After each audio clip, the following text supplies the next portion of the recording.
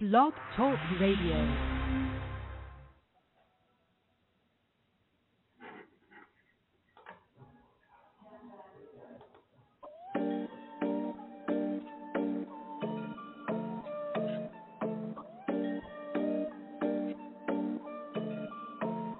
It's a week to take a deep breath and exhale.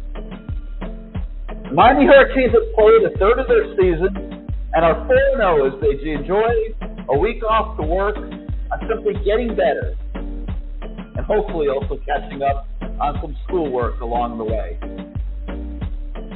So what does everybody out there think about their team to this point in the season? Are you happy with an offense that's racking up yards and points while using 4 different running backs and a threesome of receivers who are markedly better than they were a year ago? Let's also not forget about a retooled offensive line that is probably the foundation for everything else.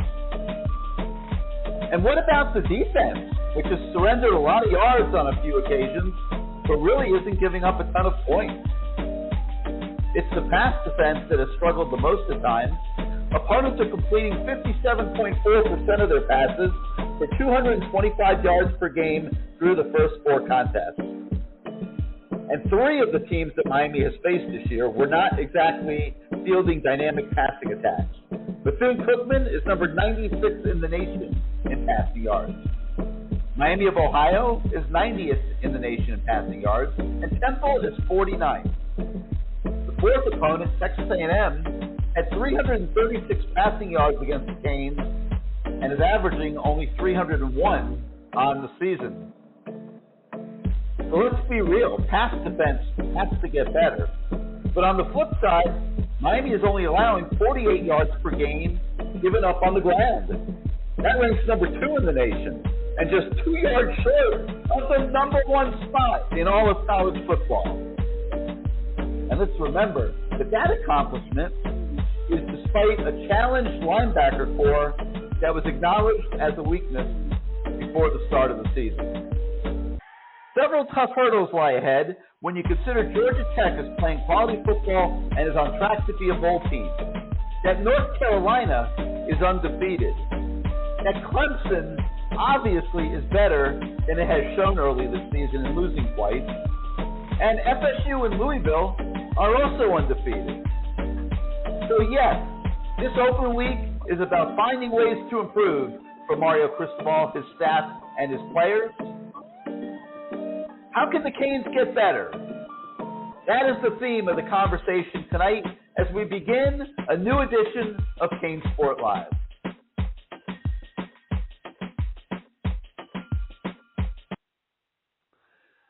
Hello again, everybody. I'm Gary Ferman, the publisher of CaneSport.com. We welcome you once again to CaneSport Live. As always, this is your show, and it's driven by your participation. The call-in number is 563-999-3550. That's 563-999-3550. You hit the 1 on your keypad if you would like to come on the show. That puts you in the queue, and then we bring you on the show in the order that you land in the queue. We have more than 100 open phone lines, plenty of room for everybody to call in and participate that would like to. Or if you're just riding around and you want to call in and listen, you can. But we would love to have you on the phone. We want first-time callers. We want to hear more voices. We want you participating in this show. This year, I'll once again be joined by Izubee Charles as we take your calls and discuss the various issues surrounding the Miami Hurricanes and recruiting. So one more time, the number, 563-999-3550, 563-999-3550, and you hit the 1 on your keypad if you want to come on the show. Izubee, I'm going to start with you tonight because everybody wants to hear from you, for starters. And I'm going to ask you that same simple question. How can the Miami Hurricanes get better? Yeah, well, Gary, I think it's pretty obvious, when you look at the Hurricanes in every, major statistic, whether it be offense or defense, the Canes are either top 25, top 30, top 40 in pretty much amongst the best in the country. Like you mentioned, rushing defense is number 2 in the country. Offense-wise, I think we're top 25 in almost every country. And then you just see that one kind of glaring, anomaly or difference is his pass defense. You look at Miami's pass defense, I believe they're allowing around 250 yards per game, 66 in the country. And I feel like that's kind of the only thing you can be worrisome about or can be, want to say you want to see it improve. And, obviously, like you mentioned, Miami hasn't gone against a dynamic air attack or a team that's going to air it out with, uber amazing quarterbackers. Obviously, Texas A&M have those 2 really good receivers, but we haven't seen a true air attack that, ranks amongst the best in the country, and Miami's still allowing, these kind of numbers. So I feel like the passing game is the biggest and kind of only really concern I have, and we'll want to see Miami improve, kind of moving forward with ACC played, a week away or 2 weeks away. Well, I mean, some of these passing games that are coming up are going to be better, I mean, North Carolina could certainly sling the ball around. Florida State, if you give Travis the protection and he's not harassed, he could be a pretty accurate thrower. Have not really had a chance to watch a ton of Jeff Brom's offense at Louisville to really give a great opinion on how great their passing attack is. But Jeff Brom's a passing game coach. He's a former quarterback. He's all about the passing game. So I'm assuming that when I do watch Louisville, that they will have a representative passing game. So, you put it all together with all these teams that Miami is going to have to face down the road, and I'm certainly not dismissing Clemson at all, just because they've lost a couple games. I mean, that team has a ton of talent, and they just haven't put it all together yet. So you got some tough outs here coming up in the second and in the 2/3 of the season that's remaining, and that's why the theme right now is get better and find ways to get better. And all you guys that call in tonight, I'm hoping that you have some great opinions on this subject because it's very pertinent and very, very, very significant as the Canes move forward here in the season. So 563-999-3550, 563-999-3550. You hit the 1 on your keypad if you would like to come on the show. And let's start out tonight in the 646, where you're live on CaneSport Live. Hey, what's up, Gary? BK Hurricane. Hey, what's up, BK? How you doing this week? I'm doing all right. Pretty sound performance on Saturday. Nothing too surprising there. But do you feel that Georgia Tech might be a better opponent than Temple, and we might be able to see a little bit more, or are we just going to have to wait to North Carolina to see what this team really looks like? They've just been pretty much breezing past people. No, I think Georgia Tech is a legitimate opponent and a legitimate team. And I think people are going to overlook them, but they have been playing some reasonably decent football so far this season. And everybody I talk to tells me that Georgia Tech is going to be a bowl team when all is said and done at the end of the year. And I'm going to pull up their results here real quick if I can. I'm trying to get on the right place for that. But they are a sneaky team. They've got the transfer quarterback from Texas A&M. Texas A&M, yeah. Who is a decent player. Certainly cannot be overlooked. The Atlanta area always produces very, very good athletes. And, that's why when Georgia Tech has had quality coaching in place, they've always been a competitive team. And you remember all those years under Paul Johnson. Yeah. Yeah, but that they were a difficult challenge for everybody, including Miami. So I think that they will come down here, obviously very motivated and very and very representative of themselves. And I think Miami's going to have to play a good football game. I think so too, to a degree, because I haven't really taken a good look at Georgia Tech. I don't know what their receivers look like, but even though we're winning these games, I'm not that thrilled about the performance of our cornerbacks in particular. You know, the cornerbacks that are starting now, I don't think anyone predicted during the summer and fall camp that these two guys would be, you know, the starters. At least one of the Brown brothers in there starting. But I think the other one is who? Is Jaden Harris and Porter, right? If I'm correct. Porter. Jaden Davis. Yeah, Jaden Davis. I'm sorry. And Porter, correct, are the two starters right now. And you know, you got to assume the coaches know what they're doing there. And I'm kind of surprised that Devontae Brown has not started. I thought he would be a starter coming in here, but I'm very surprised. Yeah, but I'm also surprised that Jaden Richards is making hardly any contribution at all. You know, these are guys that came in by way of the transfer portal who have played college football. All right, and Couch playing the nickel. He's kind of, you know, a hit or miss. I totally agree. Like, you know, and sometimes he you gets know, burnt. Yeah. So there's not a lot of depth. We're surprised that the transfers that came in this year have not been making a bigger impact like we would have thought they would. Nobody's coming out of nowhere really, and the drop off when you get to like the fourth quarter of these games where you've got second teamers in the game, BK. I don't know if you've noticed this. The drop off is pretty significant. It's bad. It's bad. It's Yeah. bad. It's bad. So I think this whole pass defense thing is a legitimate concern. I really do. Would you think we'll see Cam Kinchen this week, or they'll hold him to? I have to believe. After the bye? I have to believe you will see Cam Kinchens in the Georgia Tech game.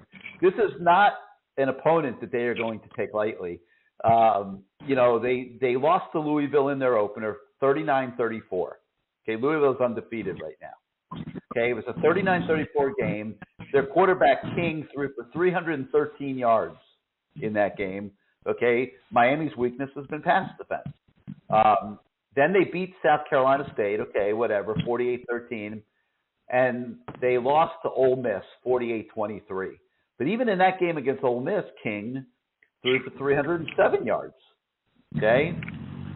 They beat Wake Forest at Wake Forest. Their game against Ole Miss, by the way, was at Ole Miss. So not a surprise that they lost. And their game against Louisville was at home, and they almost upset Louisville. Their game against Wake Forest was at Wake Forest. They beat them 30-16 on the road. That was a better win than people think. You know, Wake Forest has been a very competitive football team over the last several years. So King only had 222 yards in that one. But you've got a quarterback that's thrown for 300 basically in 3 of the first 4 games, matching up against your weakness on defense, which is pass defense. There's no chance Lance Skidry is taking this game for granted. There's no chance Mario Cristobal is taking this game for granted. I think you're going to see everybody that can be back for Georgia Tech. They are not going to be looking to mess around with that ball game. I hope so, because ever since Cam went out, James Williams looked like a totally different player. He's totally different. When Cam was back there with him, I think he took Cam as more of a security blanket, so he was able to go out there and do, you know, those big hits like he liked to do. Ever since Cam went out, he looks different. You can't even spot him on the field. I wouldn't go that far. I don't think that's fair. Well, he's not standing out, Gary. You can spot him on the field. If you want to make the argument that James he's not standing out. Well, yeah, I mean, if you want to make an argument that James Williams is a better football player with Cam Kinchens on the field, I would totally agree with you on that. But I think you're overreaching a little bit to suggest he's been playing poorly. Izubee, what are your thoughts on that? I kind of want to reverse it a little bit. I'll get to the James one later, but with the Georgia Tech, I do want to say, obviously, Haynes King is a great quarterback. But if you kind of flip it to the other side of the ball, you know, if we look at Miami's first 4 games, what has kind of been the most dominant thing they've done is run the ball. And if you look at Georgia Tech's defense, out of 120-something FBS teams, They have, I think, the third worst rushing defense in the country. So I feel like that's something that, Miami can exploit. But obviously Hank King is still good at, poison threats, and he's a dual-threat guy, good 4-star coming out of high school. But that's something I just want to bring up with Georgia Tech real quick that I thought was very interesting, how atrocious their run defense is. But with the James situation, I wouldn't say he has completely gone missing, but I can agree with when him and Cam are back there, that duo they have, that, connection and dynamic they have is, there. Obviously, he's been playing with Cam for 3 straight years, so obviously that pair, they know each other, like the inside of their hands. And when you bring another safety, and obviously I feel like that communication level isn't going to be as tight or as, consistent as Cam. But I wouldn't go as far as saying he's kind of went, MIA. Obviously, he has played better with Cam on the field, but, I feel like that drop-off is kind of, that's going to be there when you bring in a new person. Obviously, they don't have the same connection. I believe Jaden Harris has been back there. He doesn't have the same connection with Cam. But, I've liked what I've seen from James so far this season. He's been more consistent all around, and I feel like, under Lance Guidry, he's using him and possible is kind of getting the best out of him as well. Okay. I mean, that's fair enough. What happened to Brian Balaam? Is he still on the team, or I remember he tried to hit the portal. They convinced him to stay. Did he ever stay, or did he leave? No, he's there. He had he looked kind of promising. I don't know what happened. I mean, he's that was a very interesting situation with him kind of going in the portal and then coming back, and then that's very. But sorry to cut you off, Gary. Go ahead. No. I mean, he is what he is. I mean, he's a backup safety. I believe he's been playing on special teams. Is he a backup safety or a backup to the backup? I mean, it's all semantics. I'm thinking he's the backup to the backup at this point. But listen, guys, thanks for having me. So just keep me on hold, Gary. All right, BK. Thank you as always for being part of the show. Good hearing from you. All right, 563-999-3550, 563-999-3550. You hit the 1 on your keypad if you want to come on the show. The one thing that stands out to me when I look at Georgia Tech's season so far is that teams like Louisville and Ole Miss, which probably have comparable type offensive styles to Miami. Both teams like to throw the ball fairly wide open, that kind of thing. Louisville scored 39, Ole Miss scored 48. So I think you can walk into that game assuming that Miami's going to be in the 40s if they continue playing offense the way they have. And that's going to be a tall order for Georgia Tech to score that many points. But certainly not a team to take for granted because they are able to move the ball fairly well themselves. And they've got a running back named Haynes that has put up some pretty good numbers this year in addition to the passing yards that King has put up. All right, let's go out to the 757. You're live on CaneSport Live. Well, first of all, yeah, we need to work on that. But let me ask you, Gary, were you at the Temple game? I was there. Where were you? Oh, you was at the Temple game, huh?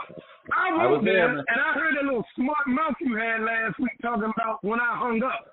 Don't you play me like that, bro. I was at the greatest game on the earth Sunday. You know what that game was, right? In Hard Rock. Yeah, I was there with the 70 points. I didn't go to the Temple game. I'm going to be down there at Georgia Tech game. Izubee put you in your place, but I'm going to help you. I'm going to put you in your place, and you're going to I have no idea what you're talking about, my man. What are you talking about? Oh, you know what I'm talking about. Don't act that. See, that's that bullshit. Izubee, this is what Gary do. He act like he forget. Oh, it's I totally forget. Really wait a minute. No. You made it seem like if he that loyal, he should find a way to get off work. And a couple other callers called you and said, hey, man, we got to work. Bro, you can't do this to me. Yeah, I can see that. You're not going to talk me, bro. I ain't going to let you do it. Simple and plain. My loyalty to the Canes and the Dolphins. You're messing with the wrong one, bro. You don't doubt me. You can't doubt me. It was Yes, you did. Yes, Izubee, did he not doubt me, man? Because you had to clear it up. Man, the man got season tickets, and he flying from Virginia, and he got season tickets with the Dolphins and the Canes. That's enough loyalty. Don't you ever play me like that again. If you play me like that, I'm going to play you. That's for real. You totally misunderstood.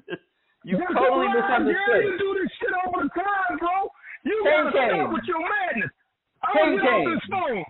I ain't want no hell no. I ain't worried about I wanted to see you in Philadelphia. No, you didn't want to see me. I wanted to take you for a cheesesteak. I'm going to find your monkey ass in Georgia Tech because I'm tired of you. You met me before, but that was at the beginning. You're going to really meet me now. I'm going to make my way to find you. Georgia Tech, Clemson, what other game I'm coming to? The damn Louisville game? I'm naming these games I'm coming to. And I got to get on a plane just like you got to get on a plane. So if I don't make Carolina game, don't worry about it. But once again, fast defense got to get better. Misunderstood. Move on. Fast defense got to get better. Point blank, kid. I'm out of here. Hey, Izubee, watch who you hang with, because Gary be wishy-washy like a mom. Peace out. And everybody on this damn site know I'm telling the truth. I'm out. Gone. Oh, my God. Izubee, did I say anything offensive about Kane? I love Kane. No, I just think when you said he has to come to the game, I kind of said I give him a break for missing a couple games because he goes everywhere else. But and was he energetic tonight? That's funny. Always a good time when Kane's on the phone.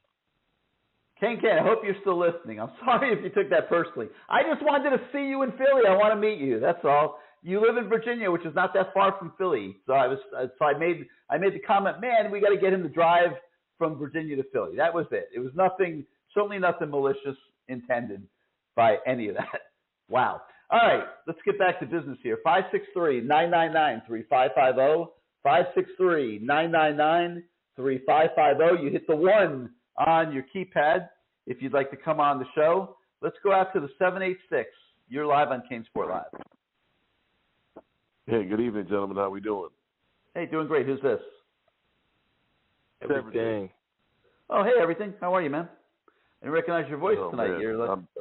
You're giving us the bass, a little bit more bass than you usually do. Yeah, just fight a little cold, you know. Oh, there you go. Yeah, Gary, I can't believe we messed with KK like that. Oh, my God, that was crazy. Why would I ever insult anybody, much less Kane? I mean, oh, my God. Nah. But I love his energy. You know, Gary, you guys have mentioned a few times on the morning show, man in particular, and I think Izubee talked about it last week, with our defense having these great numbers, but knowing what we really have, you know, you're going to face a quality offense here on Saturday of next week. That's not a bad offense. Guy's an offensive mind. He's got a good quarterback. And I think he's also got a bit of a reshuffled line with 3 transfer portal kids in there as well.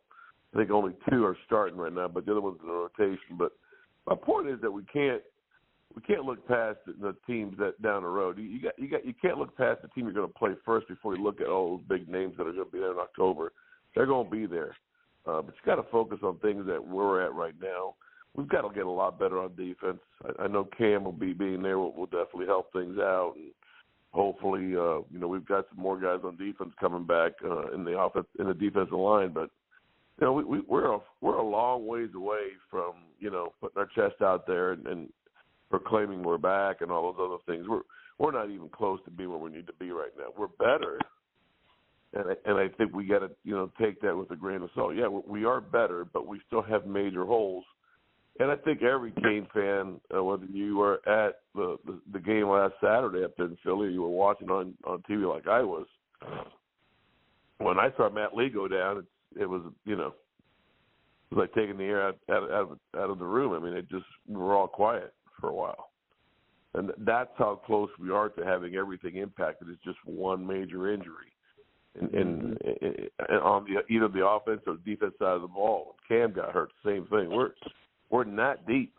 We're not deep yet. We got a lot of inexperienced guys. We got a lot of talent. We got a lot of guys that aren't ready to go yet. It's just a matter of time before they're ready to play and contribute, you know, on the field. But I think we got to look at things a little bit different. Let's just take it week by week. You know, I hear what you're saying, but do you think that that's the public perception of the Canes fan? I don't. After beating Temple. Well, let me give you an example. I'll give you an example of everything. So I brought up after the game the other day, I brought up the fact that I really didn't like the interception and penalty in the second half when it was fourth down from the Temple 25. Temple was going for it, and they tried to pass about 20 yards downfield. And the smart football play at that point is to bat it down. You bat it down, and you give your offense the ball at the 25-yard line. And that's not what happened. The ball was intercepted 20 yards up the field, and then Keontra Smith makes it worse and comes off the bench, which obviously you're not allowed to do. He comes off the bench and draws an extra 15-yard penalty. So they lost 35 yards on that play. And, to me, that trumped almost everything else I saw out there, because, to me, that is the kind of play that can cost you one of these games down the road. And there's going to be 4 or 5, at least of them, that are going to probably be close, tight games in the fourth quarter. If anybody thinks that the Canes are to keep walking over every opponent, I think they're dreaming a little bit. And these games are probably going to be close going into the fourth quarter, and where one play can tilt the balance of the game. And you have to be disciplined. You got to have situational awareness. And so I brought this up, and I was amazed, and I brought it up on our morning show, and I was amazed at the wide range of responses and reactions to that. And I would say the majority of the Canes fans that commented on what I said came on the side of, no, that play was perfectly okay, man. You got to pad your stats. You got to, you may, if you're a DB, you make an interception. When you can make an interception, nobody was bothered by giving up 35 yards of field position. And I'm thinking to myself, am I crazy? But to me, that is a sign of the complacency of winning these first 4 games by easy fashion has created. And that's what cannot seep into the football team, the program, the coaches, anybody. Nobody can afford to be complacent right now. They got to keep their pedal to the metal. Gary, and I think you're still ways away from getting great chemistry top to bottom on that defensive side of the ball. There's still a long way to go. Guys are not even close to understanding what one is doing and what the other's assignments are. They still don't see it all together yet. They're getting better at it because it's not an easy defense. I mean, yeah, it's easy to go ahead and just think you're going to be a dog chasing a car across the board, but that's not what this scheme is. You got a lot of defensive ends that are going to line up on a running back or a tight end, or have to defend even a wide receiver at times in this scheme. There's so much to this thing that it's just the guys aren't totally comfortable with it yet. I think they've transitioned well into it, but there's a long way to go. And I think situational awareness is one thing, but you also have to look at just the ability to have fun. These kids didn't have fun last year. So there's an avenue there that they, especially older guys like Keontra, that this is probably it for a couple of guys like him. This is their year. So I know it's a bad penalty, but I kind of understand it, because I don't think as a whole those kids had fun last year. I think they definitely did not. But I'll tell you right now, everything that needs to be railed in. I'll tell you right now. Go ahead. I'm sorry. Keontra makes moves like that. You're not going to see him on the field very much. I assure you that did not go over very well. No doubt about it. No doubt about it. And running off the sideline onto the field and getting a 15-yard penalty, you can't do that. No, not smart at all. And I'll tell you this much: I've watched that kid a lot. There's a couple of older guys that aren't playing as much as they have the past 2 years. That guy on the sideline, I like his energy. I like his enthusiasm. He gets special team reps. He gets quite a few. I think he's a starter on punt. Not punt defending or kickoff return. I know he's on 2 specials. I always see 4 out there. But I just think that this is more of a team that we've had here the last 2, possibly 3 years. So it's coming together, but we still have a long ways to go. And Georgia Tech's going to present some good battles for us, but I'm really just hoping that we can stay healthy, get our guys back that are nicked up, and Gary, one thing I know that he doesn't share any information with regards to injuries, but we always get information from one source to another. How bad is Messidor's situation? I mean, I look at him; he's walking around fine. I mean, I think he's got a little bit of a foot problem. I think they're resting him as long as they can. I would be shocked if we didn't see him in these next few games. I mean, but we do not know for sure. Pardon the pun. Yeah, it's hard to be for sure there, but we don't know a definitive. Right? Huh? Didn't he miss like the last 3 weeks of camp? He's always had this. He's had this problem going back to last year. Yeah, I mean, that's his one problem is he's hurt all the time. But it doesn't look serious to me because there's no limp. I don't see a limp. I don't see a boot. I just see him walking around.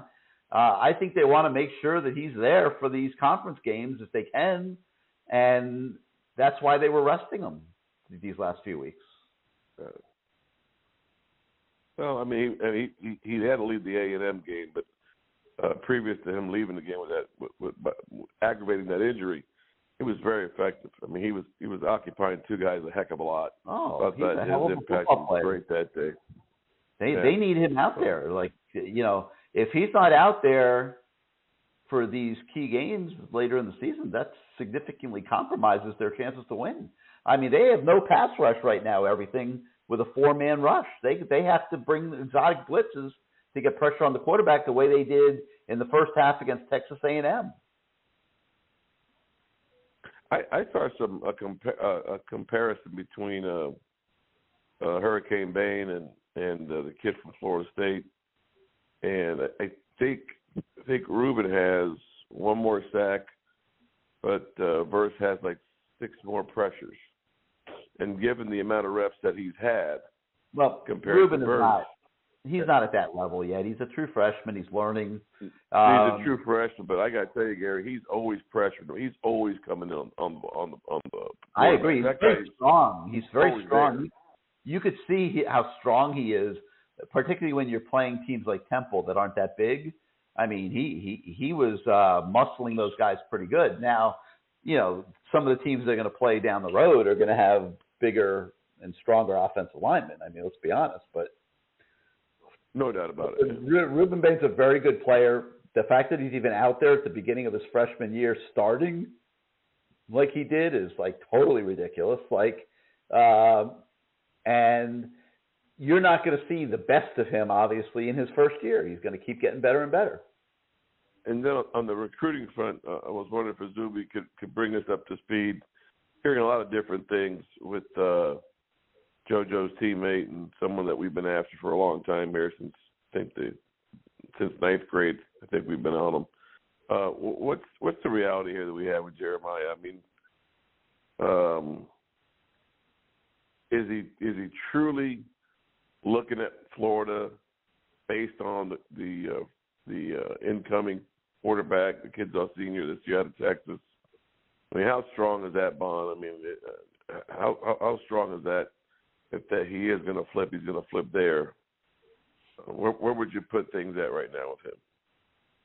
So with him, obviously, I can't speak, too much on the Florida recruits because I'm not, involved with them and talking to those guys. But I honestly do not think that connection with, quarterback in Texas that he doesn't really know. Obviously, met him a few times during recruiting trips and, tweet at him, hey, come to Florida, has that big of an effect as people think. Obviously, now with JoJo Trader and Zaquan Patterson, his best friend since they were kids, his high school teammates telling him that from the hometown, I feel like that has a lot more kind of weight, and I would put a lot more weight behind that than a kid in Texas that obviously he doesn't have a legit bond with or a serious bond that I know of or have ever heard of besides, Twitter engagements and, talking at a game. But Miami-wise, I think Miami's kind of, like I said a few weeks ago, they're kind of just loading up that ammunition and just keep making rounds and rounds and rounds and rounds with Jeremiah. Obviously, they're doing all that they told him they were going to do. They're producing on the field. Colby Young looks amazing. Jacoby George looks amazing. Xavier Restrepo looks amazing. And this passing game looks completely different. But you look at, the players that are doing this, the same exact players that were here last year, CVD and those 3 wide receivers.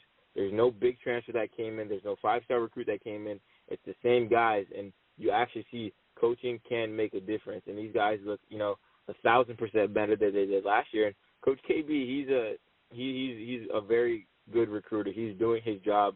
He's making these kids feel like, hey, I don't have to go to Ohio State to be, a first-round draft pick or do all this. Hey, why would I have to leave, my backyard when I've been doing this in Miami my whole entire life to go somewhere else and kind of, the kids love to say, why would I leave to go put on for a different city when I can put on for my own city? So I feel like the more Miami continues to do what they're doing, which is show the progression, we can check that off the list.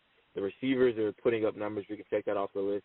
And Coach Beard is keeping his word and is doing a great job of just trying to convince these kids, hey, stay home and be great in your hometown rather than go somewhere. So I'm not too sure about the Florida smoke. I mean, I think they kicked 5 field goals against Charlotte or wherever they played, a not very good team in front of him. I don't see as a recruit that's something you want to, go play that type of offense.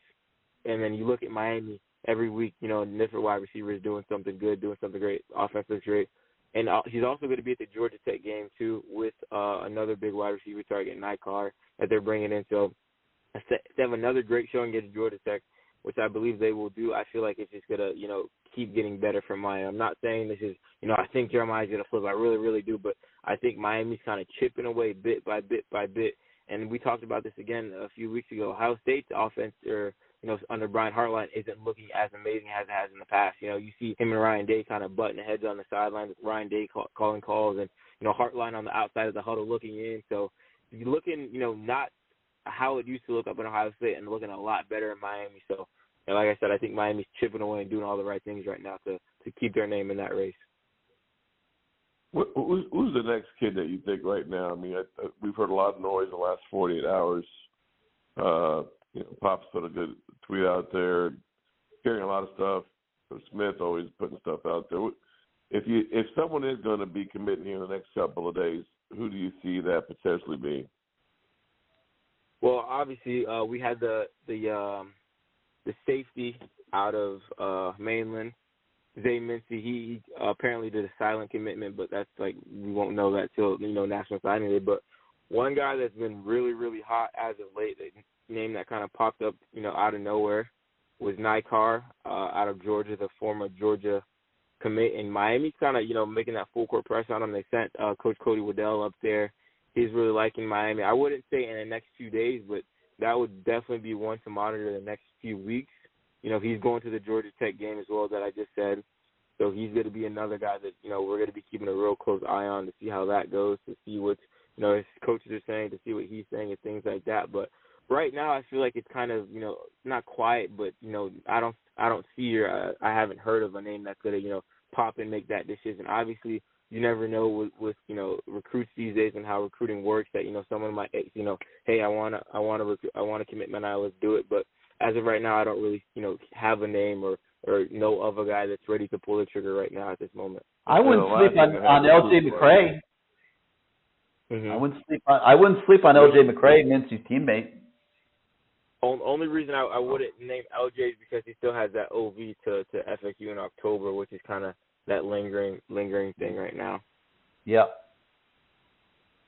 But what about the kid that I think he's technically the JUCO kid, but he's been in contact. I think he did an official visit this summer.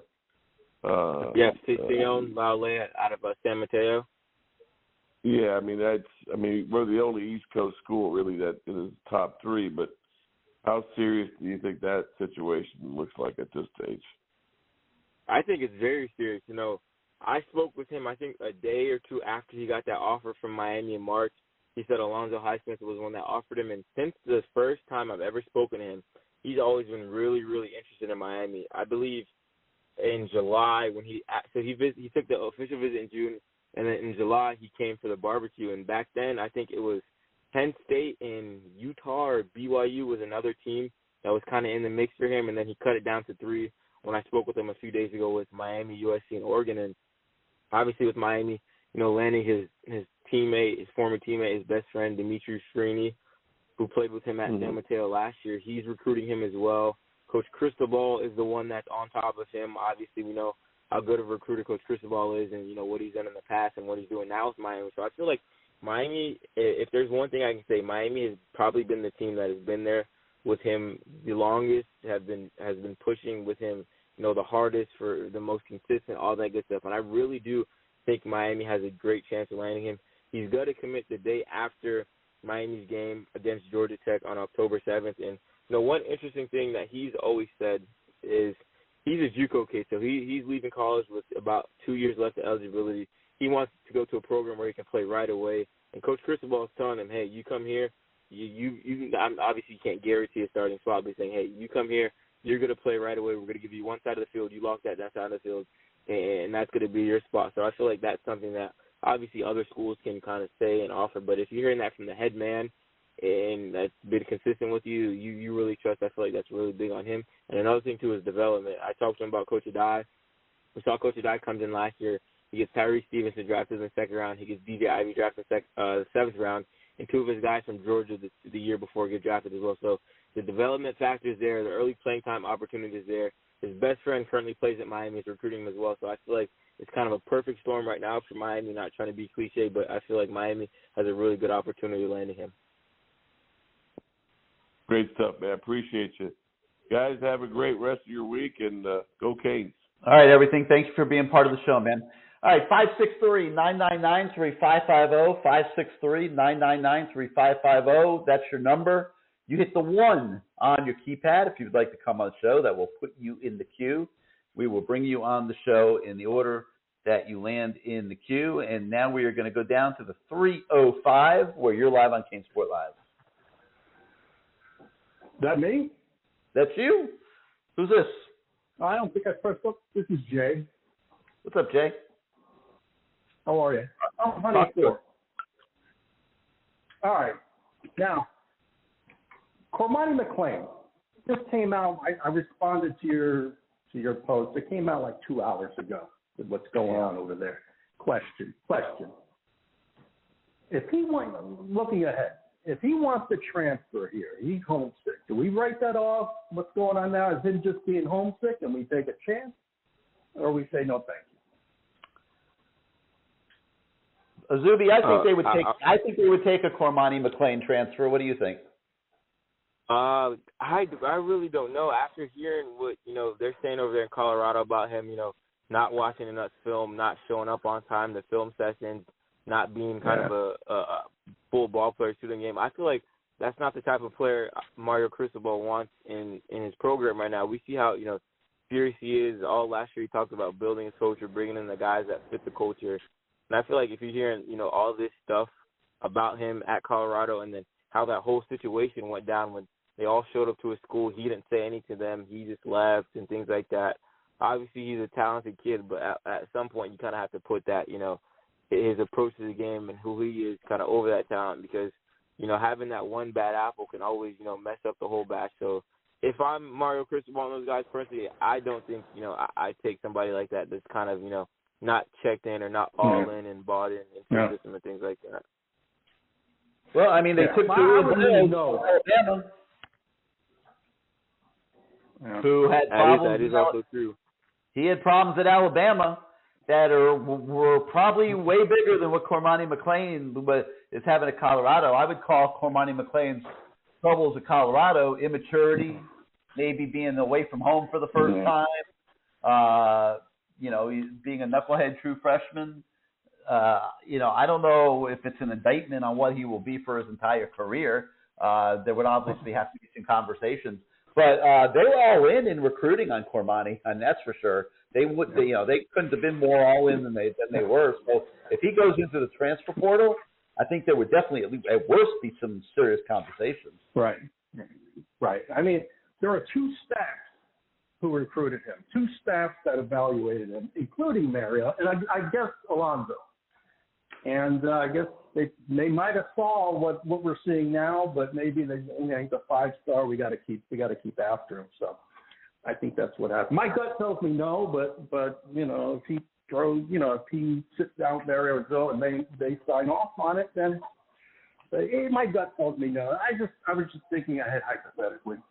Listen, I'm not going to make excuses for I won't make excuses for Cormani, but on face value, from pure observations of what I'm watching, like that atmosphere at Colorado, a kid can easily go astray in that type of atmosphere where everything is so showy and loose, and I don't know, man. Like this kid might need the structure of a program like Miami. Right. Well, the other 84 kids didn't buy into that. You don't know that. You don't know. You do not know that.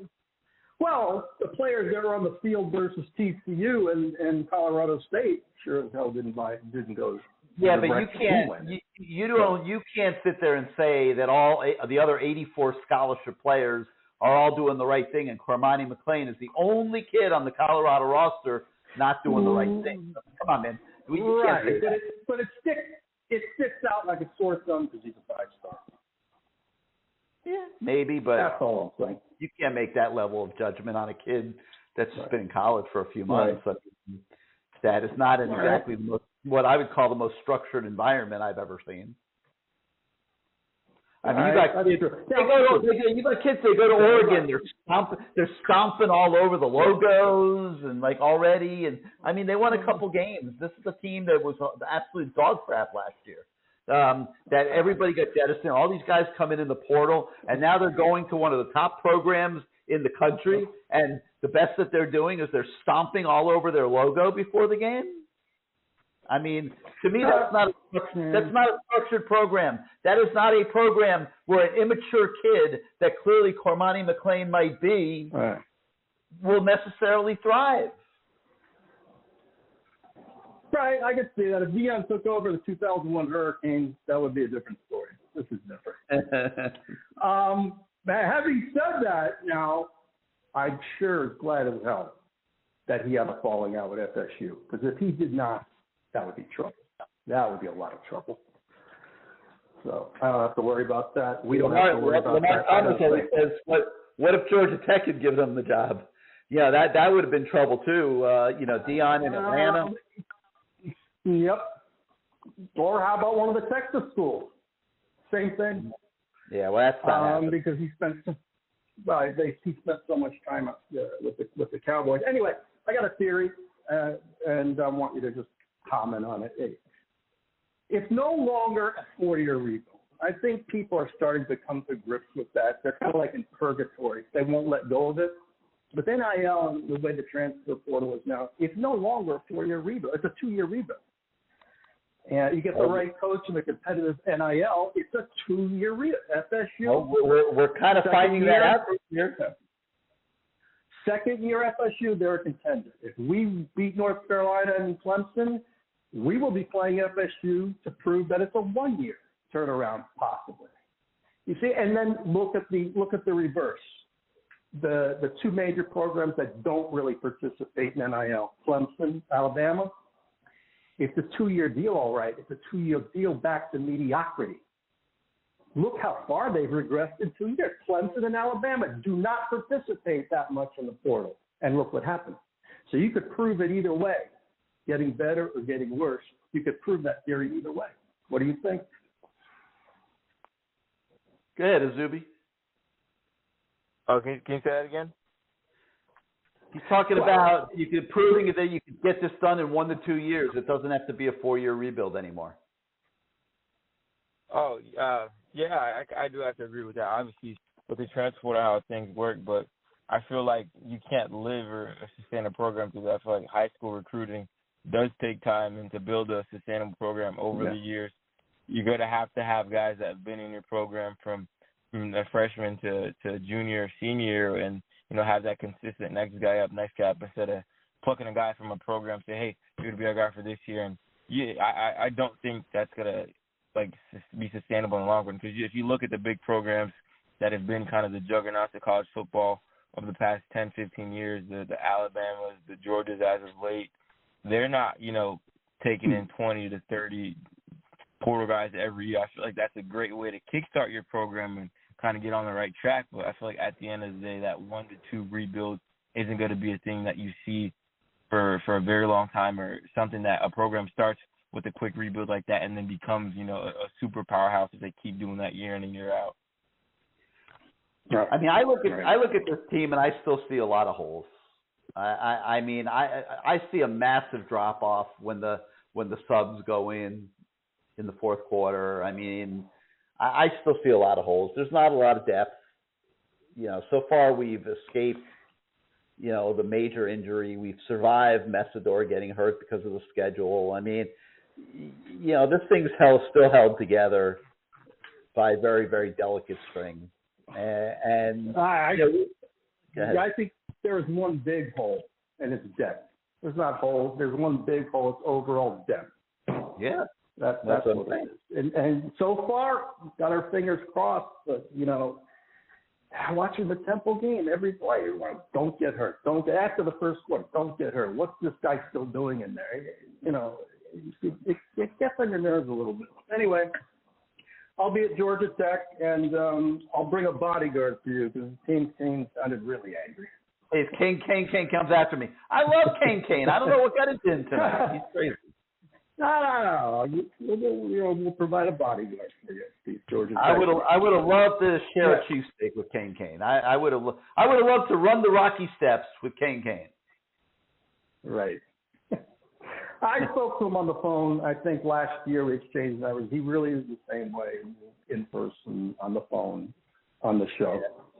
Cool. So he's a fun guy to talk to. Anyway, that's all I got. All right, man. Thank you for being part of the show. All right. 563-999-3550, 563-999-3550. You hit the 1 on your keypad if you want to come on the show. Yeah, I don't know about a 1-year rebuild. I mean, right now the Canes are 4-0. It's a good start to this year. We will see what happens if they're able to win 10 games this year, Izubee.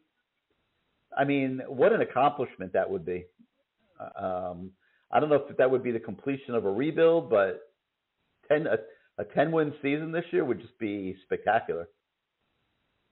Yeah, no, that would be huge in my opinion. Obviously, coming off what we saw last year, you kind of, gutted your staff, you gutted your team, you bring in a bunch of guys, and, things are clicking, right now. And I feel like 10 wins would be like, I wouldn't say the perfect season for Miami, because the perfect season is obviously winning a national championship and all that, but the most ideal season for Miami coming off of what they had last year. And, like we kind of just alluded to, that 1-year turnaround or that 1-year transformation, I don't think that's sustainable, because if you look at next year, you lose, the not the heart and soul, but the driving power of your team and Tyler Van Dyke if he decides to go, and then you kind of, scrambling for a quarterback and things like that. But I do feel like, if Miami gets to that 10-win mark this year, that'll be the ideal, thing for recruiting, for momentum going into next year, and for a bunch of other things. But, we got a long way to go till that, so we'll see if things get to that point sometime this year.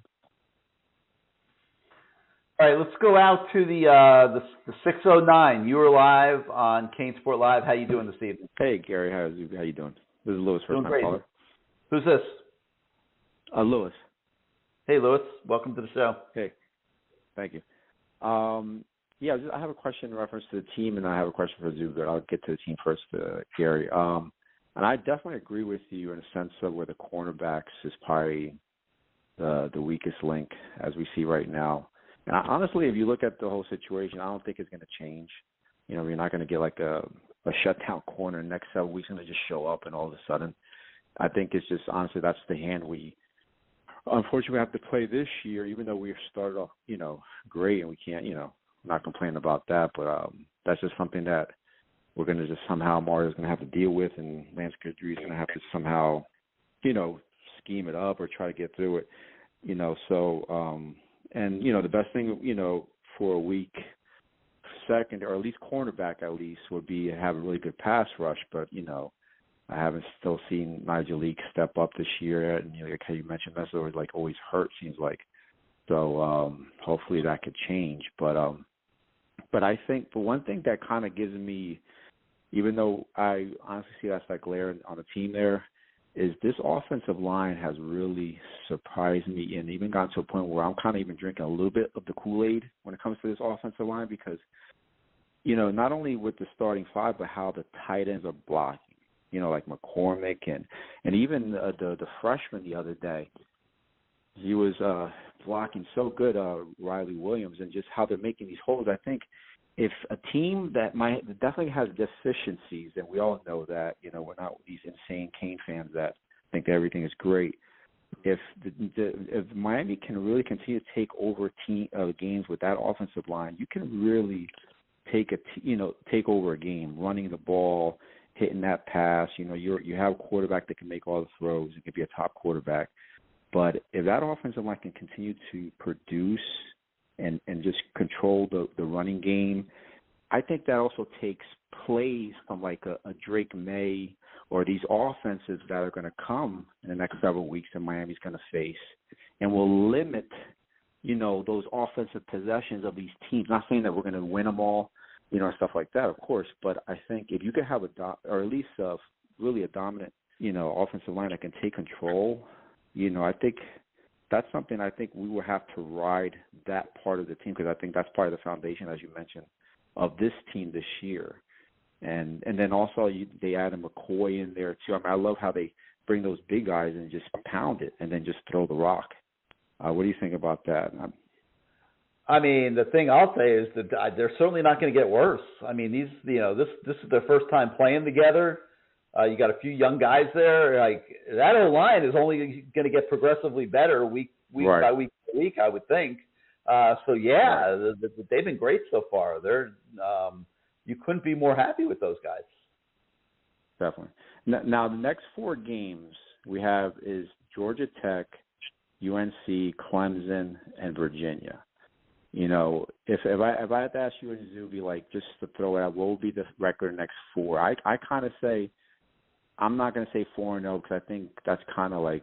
I mean, is it possible? Of course, anything's possible, but I think that's shooting really. That's really too much there. But I think if anything, 3-1.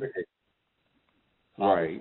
That's 2. Okay. Yeah. Now the other 2, I personally feel like if they split those 2, they're doing well.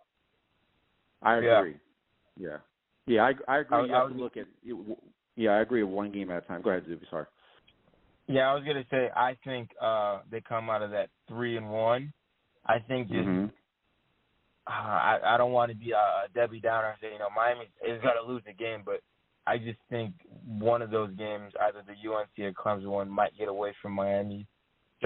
Right. I just have that feeling. Obviously, beginning of the year when I initially predicted the schedule, I said 9-3, with the 3 losses being UNC, Clemson, and Florida State. And just after watching those teams play now, I do think Miami's going to come away with the win in one of those games, and I feel like one of those games are going to be a UNC or Clemson one. But obviously 4-0 is the ideal situation, but I just think that they're going to come out that 4-game series 3-1, head into FSU. Right. Yeah. I think UNC matches up very well with their offense against Miami's defense when you look at the struggles rushing the passer, when you look at the struggles in the secondary. That's going to be a tough out on the road. It'll probably be a night game, I'm guessing, in Chapel Hill. mean, to me, that one is really going to be tough. And I still think Clemson is better than people think they are. They're just struggling a little bit to find themselves here early in the season, but they got plenty of good players on that team. Yeah, I agree. I mean, I agree. This program, we can't even look past anybody anyway. It's 1 week at a time, so I definitely not looking past nobody or whatever and thinking because we with our history of the past years already, we can't be looking past nobody. 3-1, I kind of agree. 2-2, I might be a little bit disappointed at, but at the same time, 3-1, I kind of into that. Quick question on the recruiting, Izubee or Gary Izubee. You guys were talking about Jeremiah Smith. Knowing that as I guess we could all say, he's probably looks like the gem of the recruit or generational type of talent. He just, seems like he's a monster. with a guy like that, we all know that Miami and all these other teams, they want him. They'll do anything legally, hopefully, to get him. What Miami hasn't. What about the quarterback from Chaminade, Bailey? Do they have any connection there? Because why can't I don't know if Miami has either recruited him or has evaluated him, but he's there on the team with Chaminade. He must have some type of connection with Jeremiah. So why can't, for example, if you got to do what you got to do, if you want to get this guy right, and you're doing your NIL, you're doing everything. They're texting every day or whatever. Then you got, I think Bailey's, he's a developmental quarterback from what I see, but he has certain skills where he's tall, and he's on the top team there. You could put him in to redshirt, are they recruiting him at all? Or can't you try to recruit him and try to would steer Jeremiah anyway? To try to they recruited him. They evaluated him very hard earlier this season and during the off season. And Izubee, if I'm not mistaken, I'm pretty sure they made the decision not to recruit him. That he just wasn't going to be good enough for what they need in the Miami program. But he is being recruited by other people. Yeah. The Miami kind of flirted with the idea, like Gary mentioned. Some parts of the summer and the early parts of the season, and kind of that died down. But just talking to the Chaminade kids, I spoke with Zaquan after the game, and there, he knows it too. He says, if Miami seriously recruited CJ, which is Cedric Bailey, they said that would literally kind of give Miami a better chance to land every single one of them. Yeah. They asked, what would it take for all the Chaminade guys to stay home, to stay from Miami? And he literally said, if Miami actually recruited CJ, because I feel like they get obviously Cedric probably tells them how the recruiting is going. They feel like Miami isn't seriously recruiting him as a player, but instead of they're recruiting him as he's going to be kind of the final piece to get JJ, but they're not actually, obviously like Gary said, evaluated him and don't see him fitting into that offensive team. I do have to agree with them. Obviously, his throwing motion is a little off. He kind of throws a little bit of sidearm, kind of, a little bit different, and that's kind of the thing, Shannon Dawson loves the most, the clean throwing motion. He said this, over the summer, that's the type of quarterback he wants. You can fix a lot of things, but if the throwing motion is off, that's something that would be really hard to fix. But, the kid produces at the end of the day with, obviously, he's the best receiver in the country, and JoJo traded a lot of weapons. But at the end of the day, he's making these plays. He's 29-2 over the last 3 years as a starter. He's won 2 state championships. He's not, just some run-of-the-mill scrum that just throws the ball up to really good wide receivers. So obviously that's kind of a very sticky situation where you see the advantages of recruiting this kid to get, the players that you want, but I feel like you can't recruit a kid just to kind of lure the rest of, his teammates or this teammate in. That's kind of doing the kid himself a dishonor. And if you don't actually like the kid, I don't see that being a nice, not a nice way, just I don't know what word I'm looking for, but I don't see kind of that being a thing that Miami does where they just recruit Cedric just to get Jeremiah. And if the kids know that that's happening, I feel like that's not going to help their situation either, unless they're genuinely interested in him, which I don't think they are at the time. Well, they already have JoJo and Patterson, so it's not like that they don't recruit Chaminade. They recruit Chaminade hard. But here's what I'm going to say about this, Louis. One of the biggest things about recruiting some of these schools in South Florida, and Chaminade would certainly qualify in this, is you can't take kids that are not going to be able to play for you. The worst thing for Miami right now is that, say, like a Keontra Smith is not a first-team player. Because everybody in that Chaminade community, for example, they think that Keontra Smith should be starting because he's their guy. And if you're Miami, and I'm just using that as an example. You could go on and on and on. And the point I'm making, you got to be really careful if you're Miami and you're recruiting these power schools in South Florida. Central would obviously qualify. American Heritage, St. Thomas. If you're recruiting those schools, you got to be really careful about the kids that you take from those schools. They need to be big-time players because that's going to be the expectation. Because in high school, everybody thinks everybody's great, that everybody's going to go to college and going to be an All-American. But that's just not reality, okay? Izubee averaged 500 yards a game when he was in high school over at Fort Myers. But, you know, I mean, when I'm obviously kidding about that. It's giving Izubee a hard time. But, like, no, the point I'm making is you have to be really careful about what kids you take, particularly from those power schools that you're going to be looking to recruit every single year because they're going to have big-time players in those programs.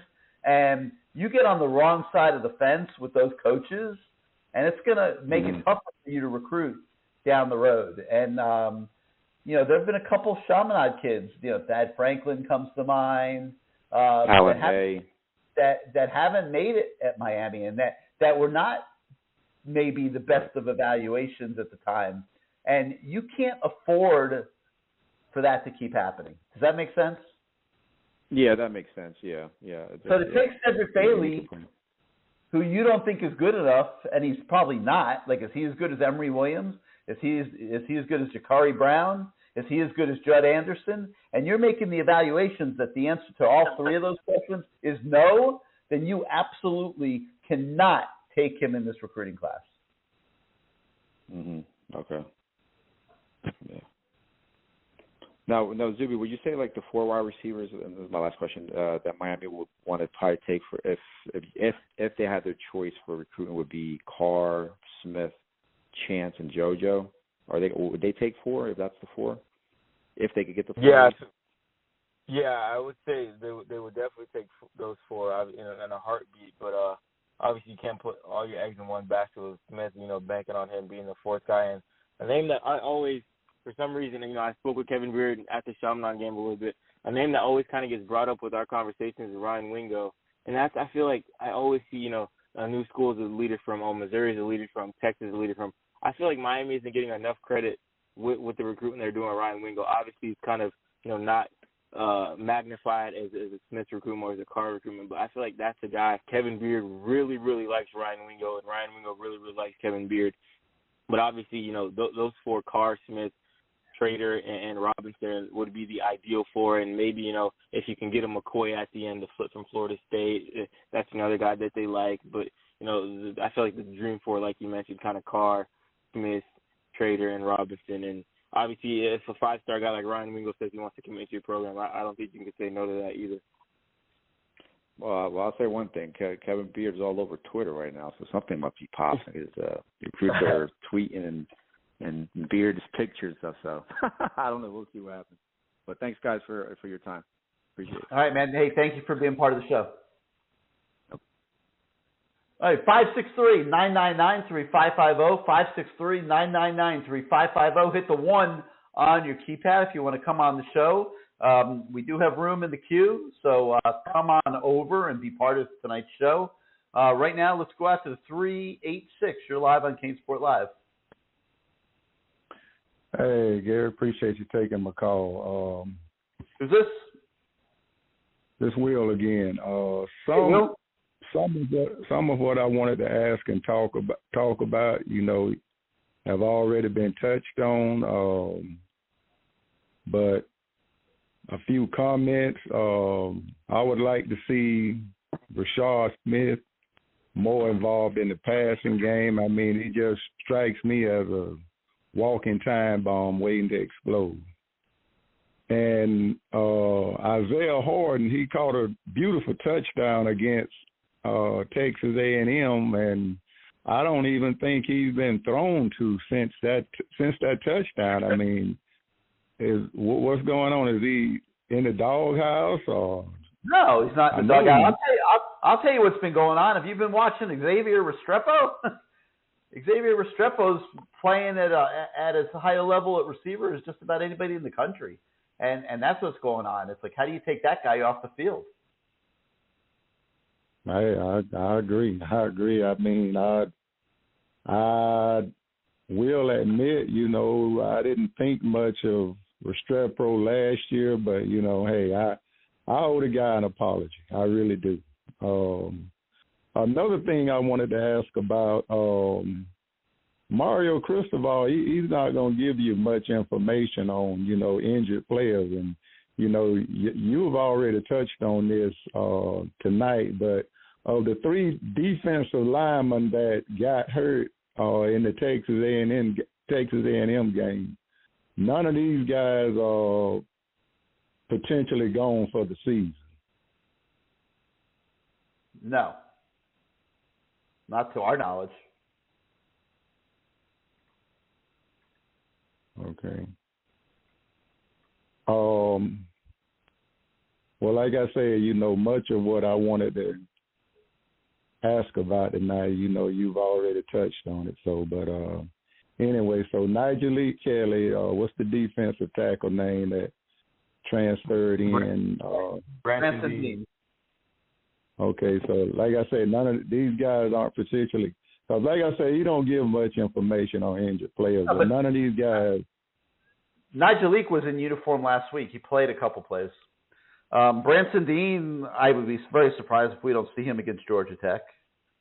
I got to believe Messidor is back for Georgia Tech, unless there's something more there. But he traveled to the game in Philadelphia. So I mean, if he were out for an extended period of time, I don't know that they would have him on the travel list. I mean, I'm assuming, and he would look like he was walking around fine. I mean, I got to think we'll see all of these guys. Mark Fletcher came back.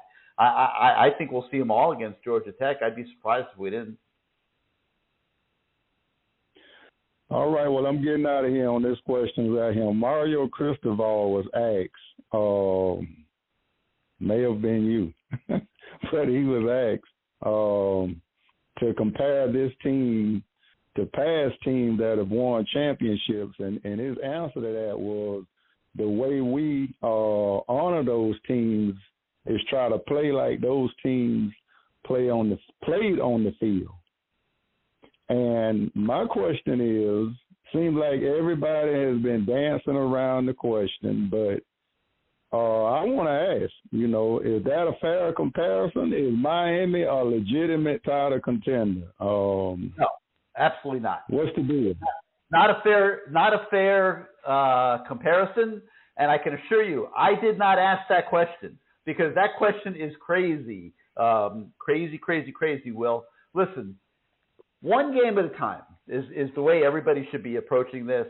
There's a lot of they got 5 or 6 very tough games coming up here in the second 2/3 of the season. There's just not a lot of gimmies. Okay, I mean Virginia, I would say hopefully, will be a gimme. I mean, you would like to think that it would be, but when you look at these other games, I mean, when Georgia Tech, I mean, you're hoping is a gimme, but that's not a horrendous team.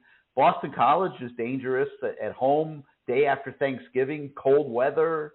There's not a free pass to me other than hopefully Virginia. I mean, I think you just got to take this thing 1 week at a time and, evaluate it each week on face value. So I mean, I'm then the answer they still have Miami projected as a 10-point underdog to Clemson, by the way. I mean, that could change, but right now Miami's projected as a 10-point underdog to Clemson and a 15-point underdog to FSU.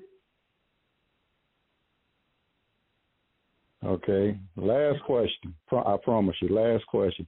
Have you looked at anyone in the top 10? What's the one team in the top 10 right now that you would look at and say Miami has no business on the field with this team? Well, let me pull those rankings up, and Izubee and I can comment on that for you. I would say Georgia, number 1, no way. Michigan, number 2, and Izubee, if you disagree with any of this, stop me. Michigan, number 2, I would say highly unlikely at this point. Michigan's further ahead.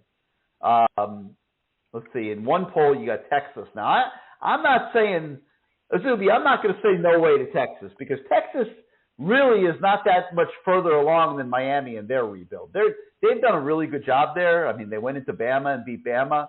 And, Sarkisian's a great coach and all that. But if you're looking at depth of rosters, I'm not sure that Texas is that far ahead of Miami. So I wouldn't say no way to Texas. What would you do? I kind of have to disagree with you. I feel like Texas is a pretty legit team to go into Tuscaloosa and beat Alabama.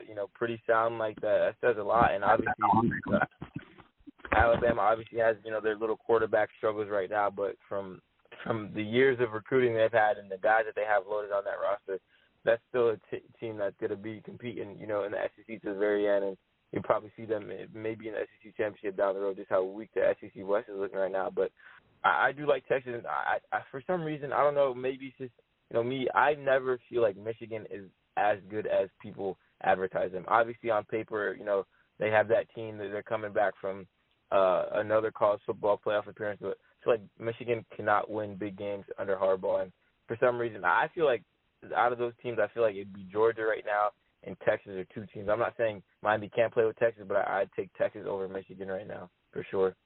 Yeah, I don't know. Does Ohio State scare you, Izubee? No, not at all. Yeah, not at all. So you're saying, I'm sorry. So you're saying playing Georgia and Michigan, the game would turn out to be like the Colorado-Oregon game? Possibly. I think it would be tough, but I'm not convinced Georgia's winning this thing again. I mean, it's hard enough to win it twice. They're trying to win it 3 straight years. I mean, I'm not convinced yet that that's going to happen. But the point is, Miami, to be that level of team week after week, it's just not there yet. The depth is not there. The individual elite talent is not there. I mean, listen, we're sitting here talking, for example, about Xavier Restrepo. He's having a great season, great receiver. He's not elite, okay? There's not a lot of elite on this Miami team. Just not. I mean, just being honest. I mean, the best player, if you ask the NFL scouts who's the best player at Miami, they're going to tell you Leonard Taylor.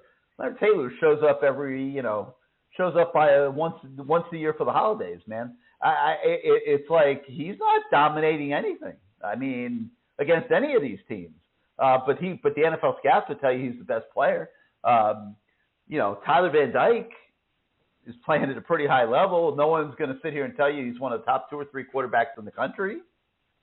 The running backs are doing a great job by committee. There's none of them that would be a first-round draft pick right now, I don't think. I mean, you know what I'm saying? There's just not, there's not a lot of elite. Your best defensive lineman can't get off the injured list.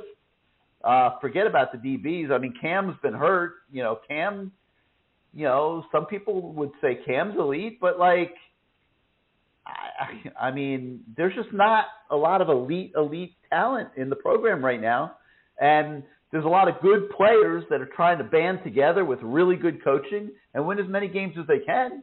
And I don't want to be a cliche, but I think you got to take this thing 1 week at a time and just see how things are at that moment.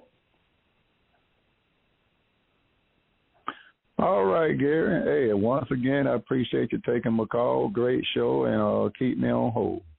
All right, Will. Thank you as always for being part of it. 563-999-3550, 563-999-3550. You hit the 1 on your keypad if you would like to come on the show. And now we're going to go to the 727. You're live on CaneSport Live. Hey, Gary, it's Jake from St. Pete. How you doing today? What's on, Jake? How you doing this week? Doing good. Hey, I want to start off with a question to Izubee, and it's kind of been alluded to earlier in some iteration or another, but do you think there is a genuine chance of flipping Jeremiah Smith, or is this just another Brandon Inniss where, okay, yeah, I'm gonna do the dance and play along, but at the end of the day, Inniss never had any intention to come in here last year. Granted, the results were pretty piss poor, but is he the latest iteration? And I don't even say this as a negative to Mario. Obviously, his recruiting is pretty on point to this point, but just another one of these South Florida kids that just for whatever reason is going to do the dog and pony show for the next 2-3 months and then just, I'm going where I was going. Yeah, no, I have to say I do think this is much different from the Ennis situation. First off, because like you mentioned, the results on the field last year, we saw the wide receivers. They couldn't, catch a cold in Antarctica. It was just horrendous last year. And as a, top receiver, if you see that, and then you look at Ohio State and what they've been doing in the last 2 years, that's kind of like, that's the easy choice for any recruit. With this year, I feel like it's completely different with Jeremiah because this is the second year Mario's, had to recruit him. Second full year with Ennis, it was kind of just that 1 year, and you don't have much to show him when your receiver is looking like that. So I feel like that was an easy choice for him just to kind of go up to Ohio State. But kind of going back to Jeremiah thing, 2 years, heavily involved with this staff, with Mario Cristobal, and now in the second year, you're seeing the results that he said that, that you told him about last year. You're seeing the receivers making that vast improvement from last year. You're seeing the offense look very, very good under Shannon Dawson, someone that has a good connection to, Geno Smith, who his older cousin is. When Dawson got hired, Geno Smith was talking, all good about, Shannon Dawson. That's just another little connection that they have here. You have JoJo Trader committed, your fellow wide receiver, Shyamalan, one of your best friends. And all these little things, I feel like Miami is putting together a very good case to have him, stay home and not go to Columbus and go play for those guys up there. And the last kind of thing I have is just Kevin Beard has been doing a phenomenal job at recruiting these guys, not only in South Florida, but just wide receivers across the country. Very likable guy. He talks to these kids in a different manner, in a different way that I always ask them, because I always ask guys, what stands about Coach Kevin Beard, and they always say the same thing. He kind of relates football to life and like no other coach does in the country. And you just hear these kids rave about him, kids that are committed elsewhere, kids that are committed to Miami, kids are considering Miami. So, like I said, I feel like Miami kind of has the perfect storm with production on the field, 2 years with Mario Cristobal recruiting him now. Your best friend's committed to the program, your running mate, wide receiver, and, a bunch of other little things. I feel like this bid to actually flip him is much more legit than what we saw with Brandon Ennis last year. So what would you put and Gary, feel free to chime in too, but I know Izubee's pretty tight on this one too, but I'd be curious either of your takes. All right, Miami goes 10-2. We look solid like we have. 2 close losses. Who knows? Let's say the road losses. We lose by a touchdown to North Carolina and a touchdown to Florida State. What do you think the odds are he's a Hurricane? Here's what I'm going to tell you. I'll chime in. I think once December gets here, that not coming to Miami will be the most ridiculously difficult decision that any human being has ever had to make and in the shoes of Jeremiah Smith, because he is going to have an opportunity here to own the city. The NIL for him between Miami and other businesses locally and stuff is going to be off the charts, okay? There is no chance that any school in the country is going to be able to offer the Jeremiah Smith family and Jeremiah Smith a better situation than what Miami is going to be able to offer in December. So, this is a generational talent. This is an all-in talent. This is like the Moss brothers going out and getting messy, okay? And I'm glad you said that, because I was going to follow up and ask, you're interrupting me. I was on a roll, man. But what I'm trying to say is, sorry. I'm joking with you. But what I'm trying to say to everybody here is that there is him saying no when it comes push to shove, and signing day I think is the 21st of December or whatever that Wednesday is. For him to not sign with Miami on that day and go to Ohio State or whatever is going to be the most difficult decision to say no to that any human being on the planet has ever had to face. That's my opinion. So I think there's a great chance that Jeremiah Smith ends up at Miami. Well, what you were saying to the NIL, I admittedly had never actually seen the kid play prior to about 2 weeks ago, but watching him against what's the Bergen that they played, which is that's a good program, and then Miami Central. He's on another level. He he is a plug-and-play college starter. He is just so much better than even the good Hey, Jake, Izubee took a video of him the other night, okay, at the Central game. Izubee gets this great video of Jeremiah Smith coming right at him, making a one-handed touchdown catch. This is a high school kid, right? Okay, Izubee puts it on our TikTok. We had 1.2 million views of that video within 24 hours of putting it on our TikTok. Jesus. I mean, that's what this kid brings to the table. He is going to set records. He is going to be his NIL value is going to be off the charts. And I don't believe he's Travis Hunter level. I mean, that kid's a generational player. Yeah, I don't remember exactly what the numbers were for that Nico quarterback kid that went to, I think, Tennessee. But I'm telling you right now, this kid's NIL value is going to be way up there, and I do not believe that Miami will get outbid by anybody. That's just my opinion.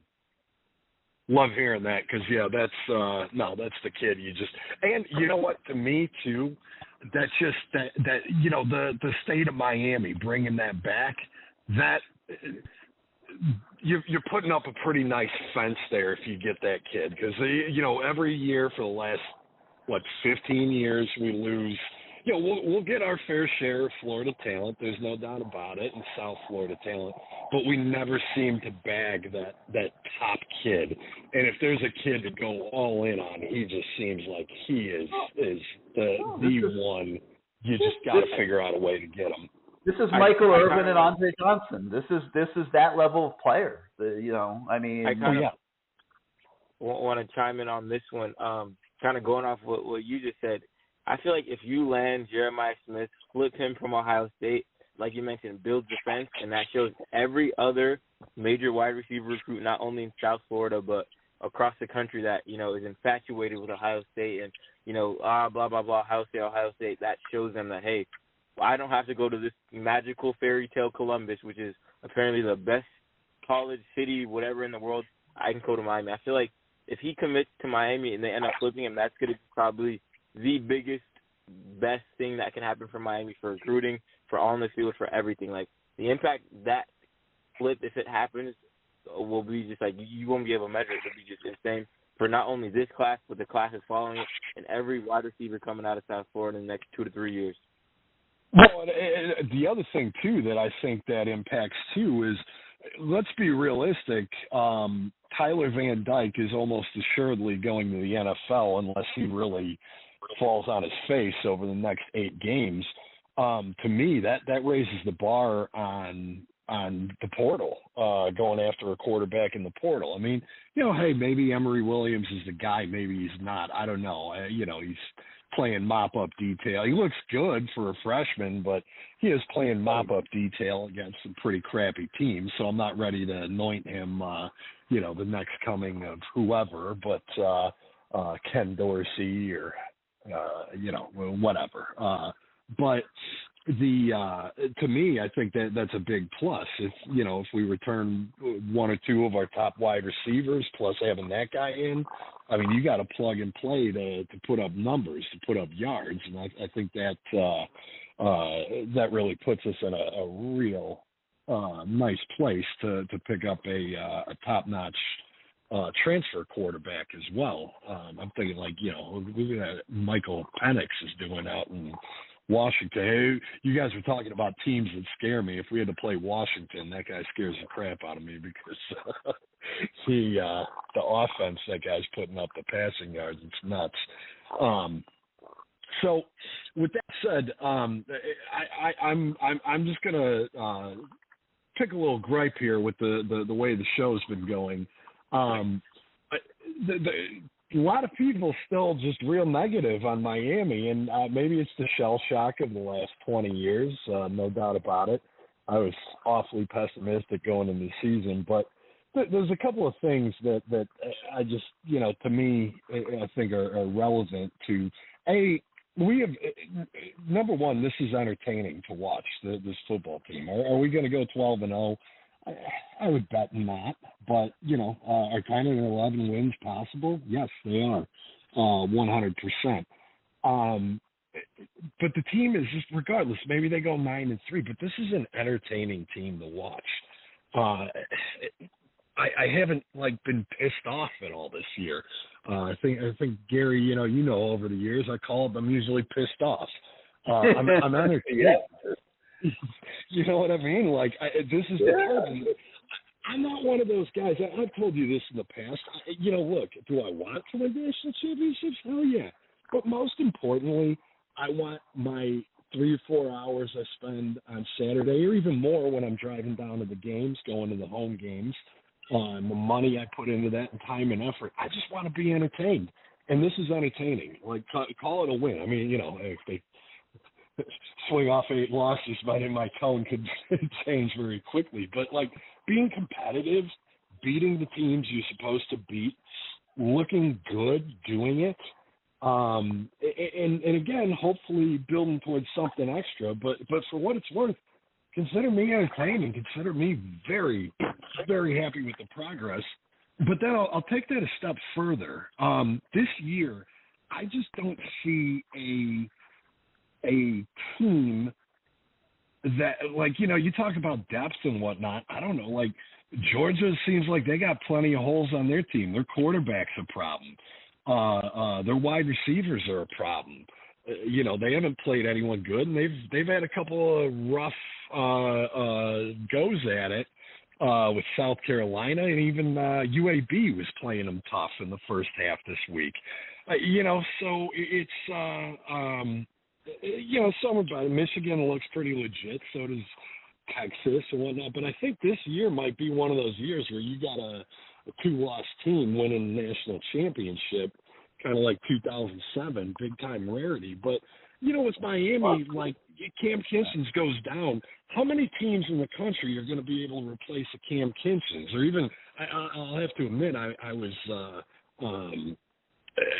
I almost had a heart attack when Matt Lee went down. Luckily, it doesn't look bad. But, a player like that, how many teams have got that just sitting on the bench waiting their turn, especially in this day and age with the portal? And I think we might see some more parity because of the portal, because you don't get to develop that kind of depth anymore, because guys who can start want to start, and they'll find a place to do it. Georgia plays nobody, man. They have the easiest schedule you'll ever see in your life. They're going undefeated. They won't be challenged until they get to the SEC championship game, and that's where I think they'll run into a little bit of trouble.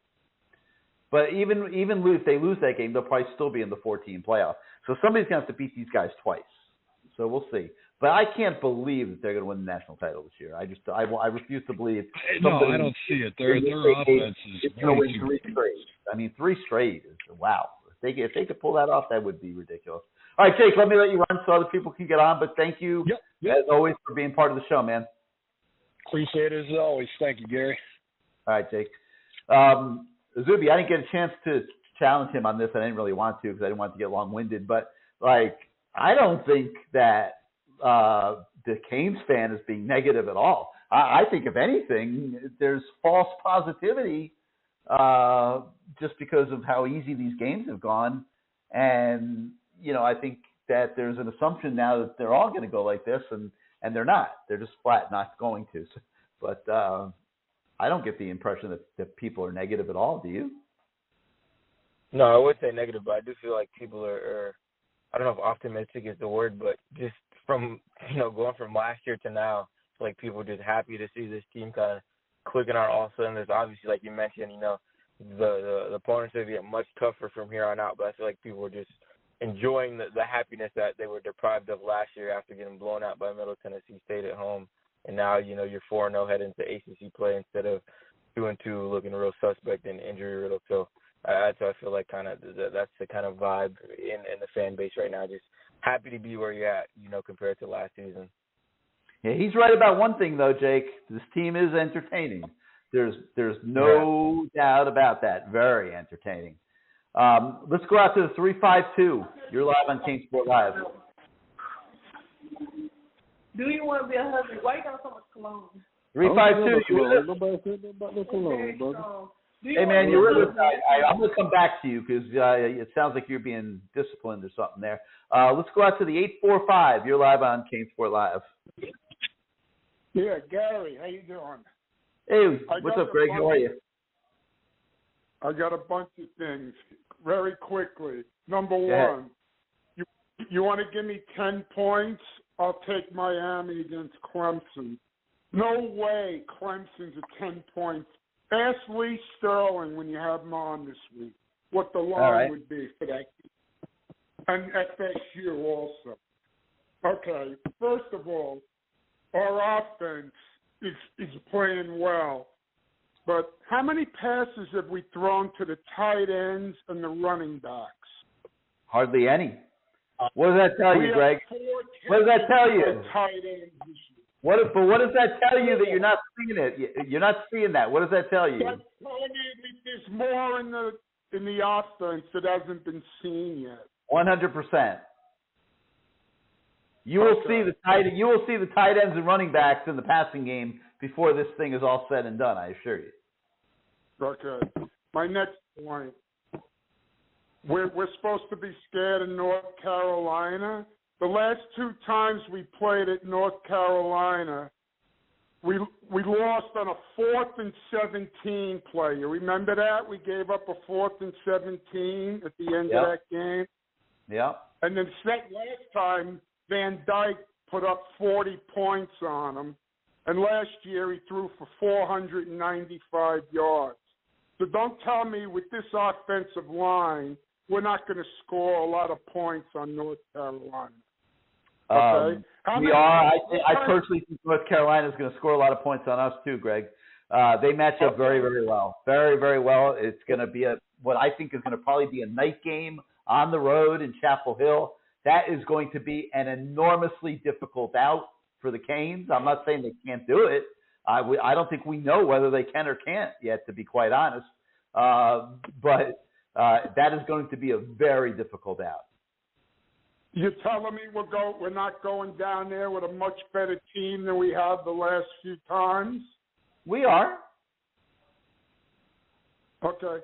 And but that doesn't mean a night game in Chapel Hill against that team with that quarterback and our deficiencies where they are is not going to make it a very difficult game to win. And that's I mean, you don't have to agree. I'm just telling you what I think it's going to be tough. Okay. App State almost beat North Carolina in double overtime. Okay. So, all right, let's go down to the next point. The defense. There's no way in hell when we play Florida State we can survive with Corey Couch and Darryl Porter playing corner against those 6'4" receivers. But you think they can survive North Carolina, Greg? What? You think they can survive North Carolina, but not Florida State? Florida State, I know they can. They have no height. We need height. These guys are 6'5" and 6'4". Yeah, those receivers are really good. Couch is like 5'10" if he's lucky. Yeah, I agree. Those receivers are very good. Okay. All right. My next point. I wouldn't be shocked if you see Brandon Ennis at Miami next year. The kid is riding the pine there. Yep. I'm sure he's not thrilled about it. Okay? And I'm sure we would take him if he wanted to come. Oh, yeah, 100% they would take a Brandon Ennis transfer. Okay. And my last point. As great as Jeremiah Smith is, I think Ellis Robinson would be a more important recruit. That guy is an unbelievable corner. Oh, man, they're both very good. Ellis Robinson doesn't change a game the way Jeremiah Smith changes the game. You agree, Izubee? Yeah, no. Ellis Robinson is an elite player, but he just if you watch Jeremiah Smith on a football field live, I've had the chance to watch both of them play live. It's a different ball game. Obviously, you know, they've played against each other and it was a great battle, but just the way Jeremiah Smith draws so much attention, draws, you know, like when we talk about an elite player where a defense like keeps a defensive coordinator up at night, that's Jeremiah Smith. He's a game changer for sure. But I'm not saying Ellis Robinson isn't. Just Jeremiah Smith, I feel like, is at a different level. All right. Thank you. Thanks again. I'll talk to you next time. All right, Greg, always a pleasure, man. Thanks for being part of the show. All right, 563-999-3550, 563-999-3550. You hit the 1 on your keypad if you'd like to come on the show. Let me see if our friend out here in the 352 is ready to talk to us. 352, you're live again on CaneSport Live. Gary. Yeah, man. Who's this? What's up? This is Brandon. I'm from out of Gainesville, Florida.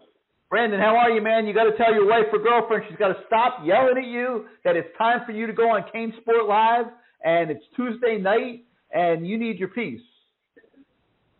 Okay, I got a question, man. What is it?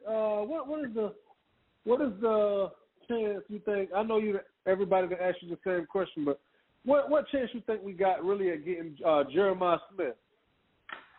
See, we were just talking about that. You were getting yelled at. But you were getting yelled at when I tried to bring you on the show a few minutes ago. But yeah, we just got done talking about that. I personally think but what I'm saying is, by being in Gainesville area, a lot of Gator fans are saying that he's coming close to coming to the Gators to play with DJ Lagway, which is the 5-star #1 quarterback that's coming to Florida. So there's been a lot of rumors around town that he's here like damn near every week.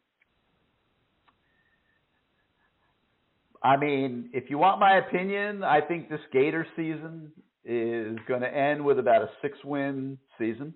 I think that there's going to be a lot of noise in Gainesville about Billy Napier at that point. He's not going to get fired this year, but there's going to be a lot of noise. I think that's going to hurt their recruiting effort, which is in a very good place right now. But I think come December that they're not going to be in as strong of a position as they are right now. I mean, I'm looking at the Gator schedule right now, and I would say, right now they're 3-1. I don't think they win at Kentucky this weekend. We'll see what happens. I don't think they win at South Carolina. I know they won't win against Georgia. Maybe they'll beat Arkansas. I don't think they win at LSU.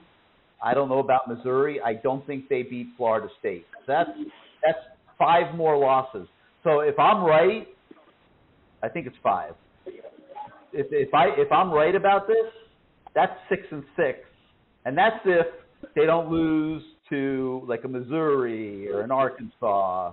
I don't see them winning those road games that they have. Kentucky, okay. South Carolina, LSU. I don't see them winning those, and I don't see them beating Florida State. So their season, I mean, they stole one against a Tennessee team that I would have said I don't think they'll beat Tennessee, but I think their season is going to be 6-6, and I think that's not going to make the people in Gainesville very happy, and I think that there's going to be a lot of noise around their program. Okay, Gary, the next question I have, some Miami Hurricane fans, I'm not going to say all, but some Miami Hurricane fans feel like in order for Miami to actually be back in the future and win national championships, we need a blue-chip 5-star quarterback. Okay, so now we got Judd Anderson, and we got what's the other kid from Atlanta? Luke Nickel. What's the other quarterback? Oh, Luke Nickel, in the next class. Yeah, Luke Nickel. Okay, so we got Luke Nickel, and we got Judd Anderson. So they're great quarterbacks. I think Luke Nickel ceiling is higher. But what I'm saying is that some Hurricane fans I talk to are still not satisfied with the future. How do you feel about the quarterback situation with recruiting blue-chip quarterbacks for Miami? Here's what I think. I think that they will go in December, and they will recruit the best quarterback in the portal that they can get. And I think they will shoot for the moon. Okay, because I think they will bring that guy in to compete with Emory Williams and Jakari Brown to be the starter next season. Okay? That's what I think is going to happen. I think that they were not very well positioned in this cycle to recruit a 5-star quarterback. because they were coming off a 5-7 season where their offense was atrocious. Now that they're establishing a much better offense, Tyler Van Dyke's having a good season that hopefully will continue. Quarterbacks are going to know I can go to Miami and I can punch my ticket to the next level in Shannon Dawson's offense, with Shannon Dawson's play calling, and with the skill players that they're able to surround me with, that hopefully will include Jeremiah Smith. And I think they'll be in a good position to do that. I think that whoever that best quarterback in the portal is, that Miami will have a great chance of getting.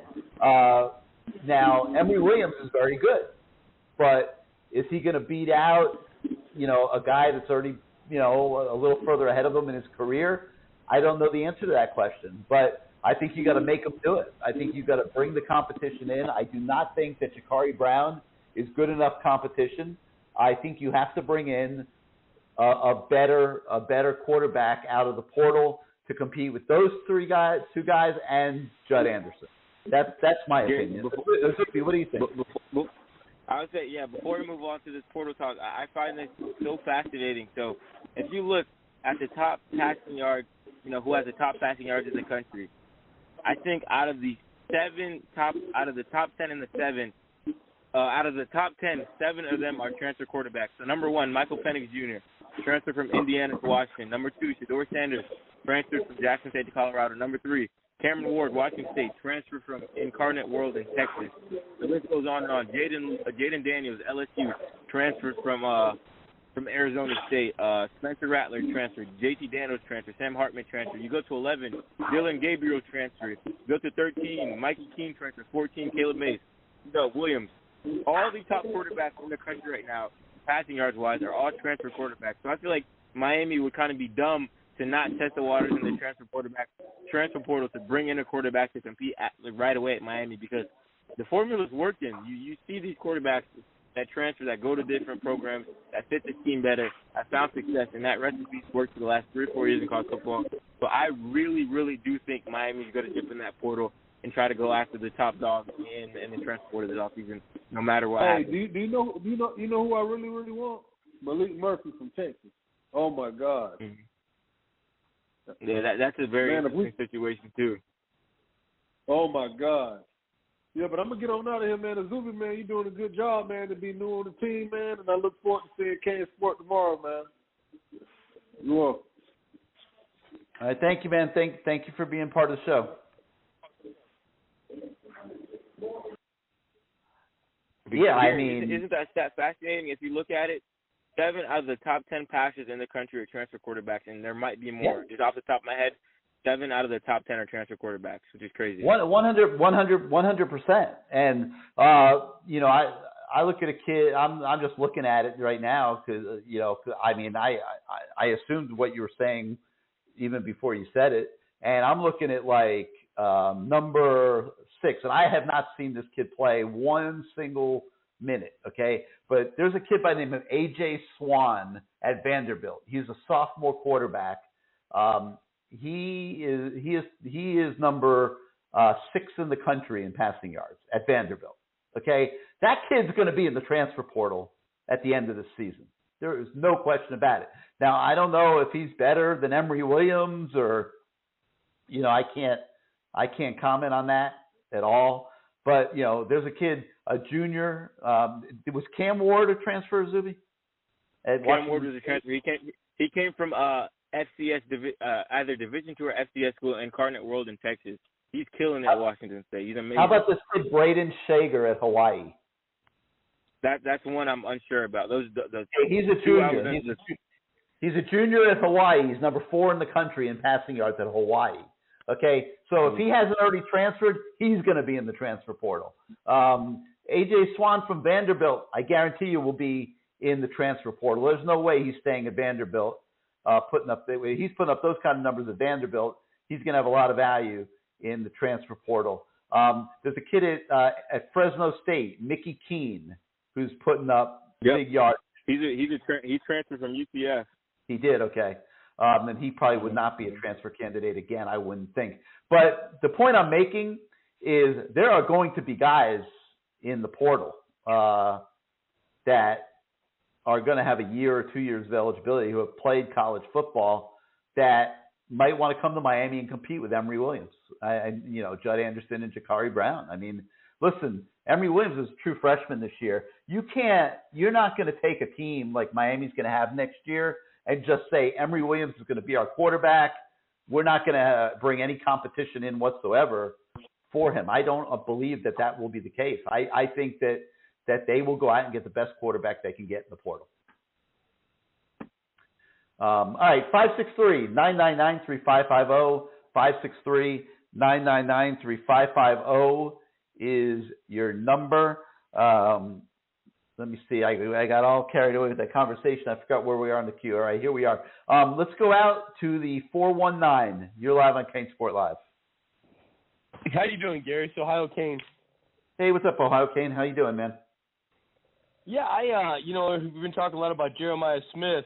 I think we're sitting in just the right spot for him. I mean, obviously Ohio State hasn't committed right now, but you look at the receiving core we have this year, all three receivers that we have started are, doing infinitely better under Kevin Beard. So he's obviously had a major impact on the guys we have now.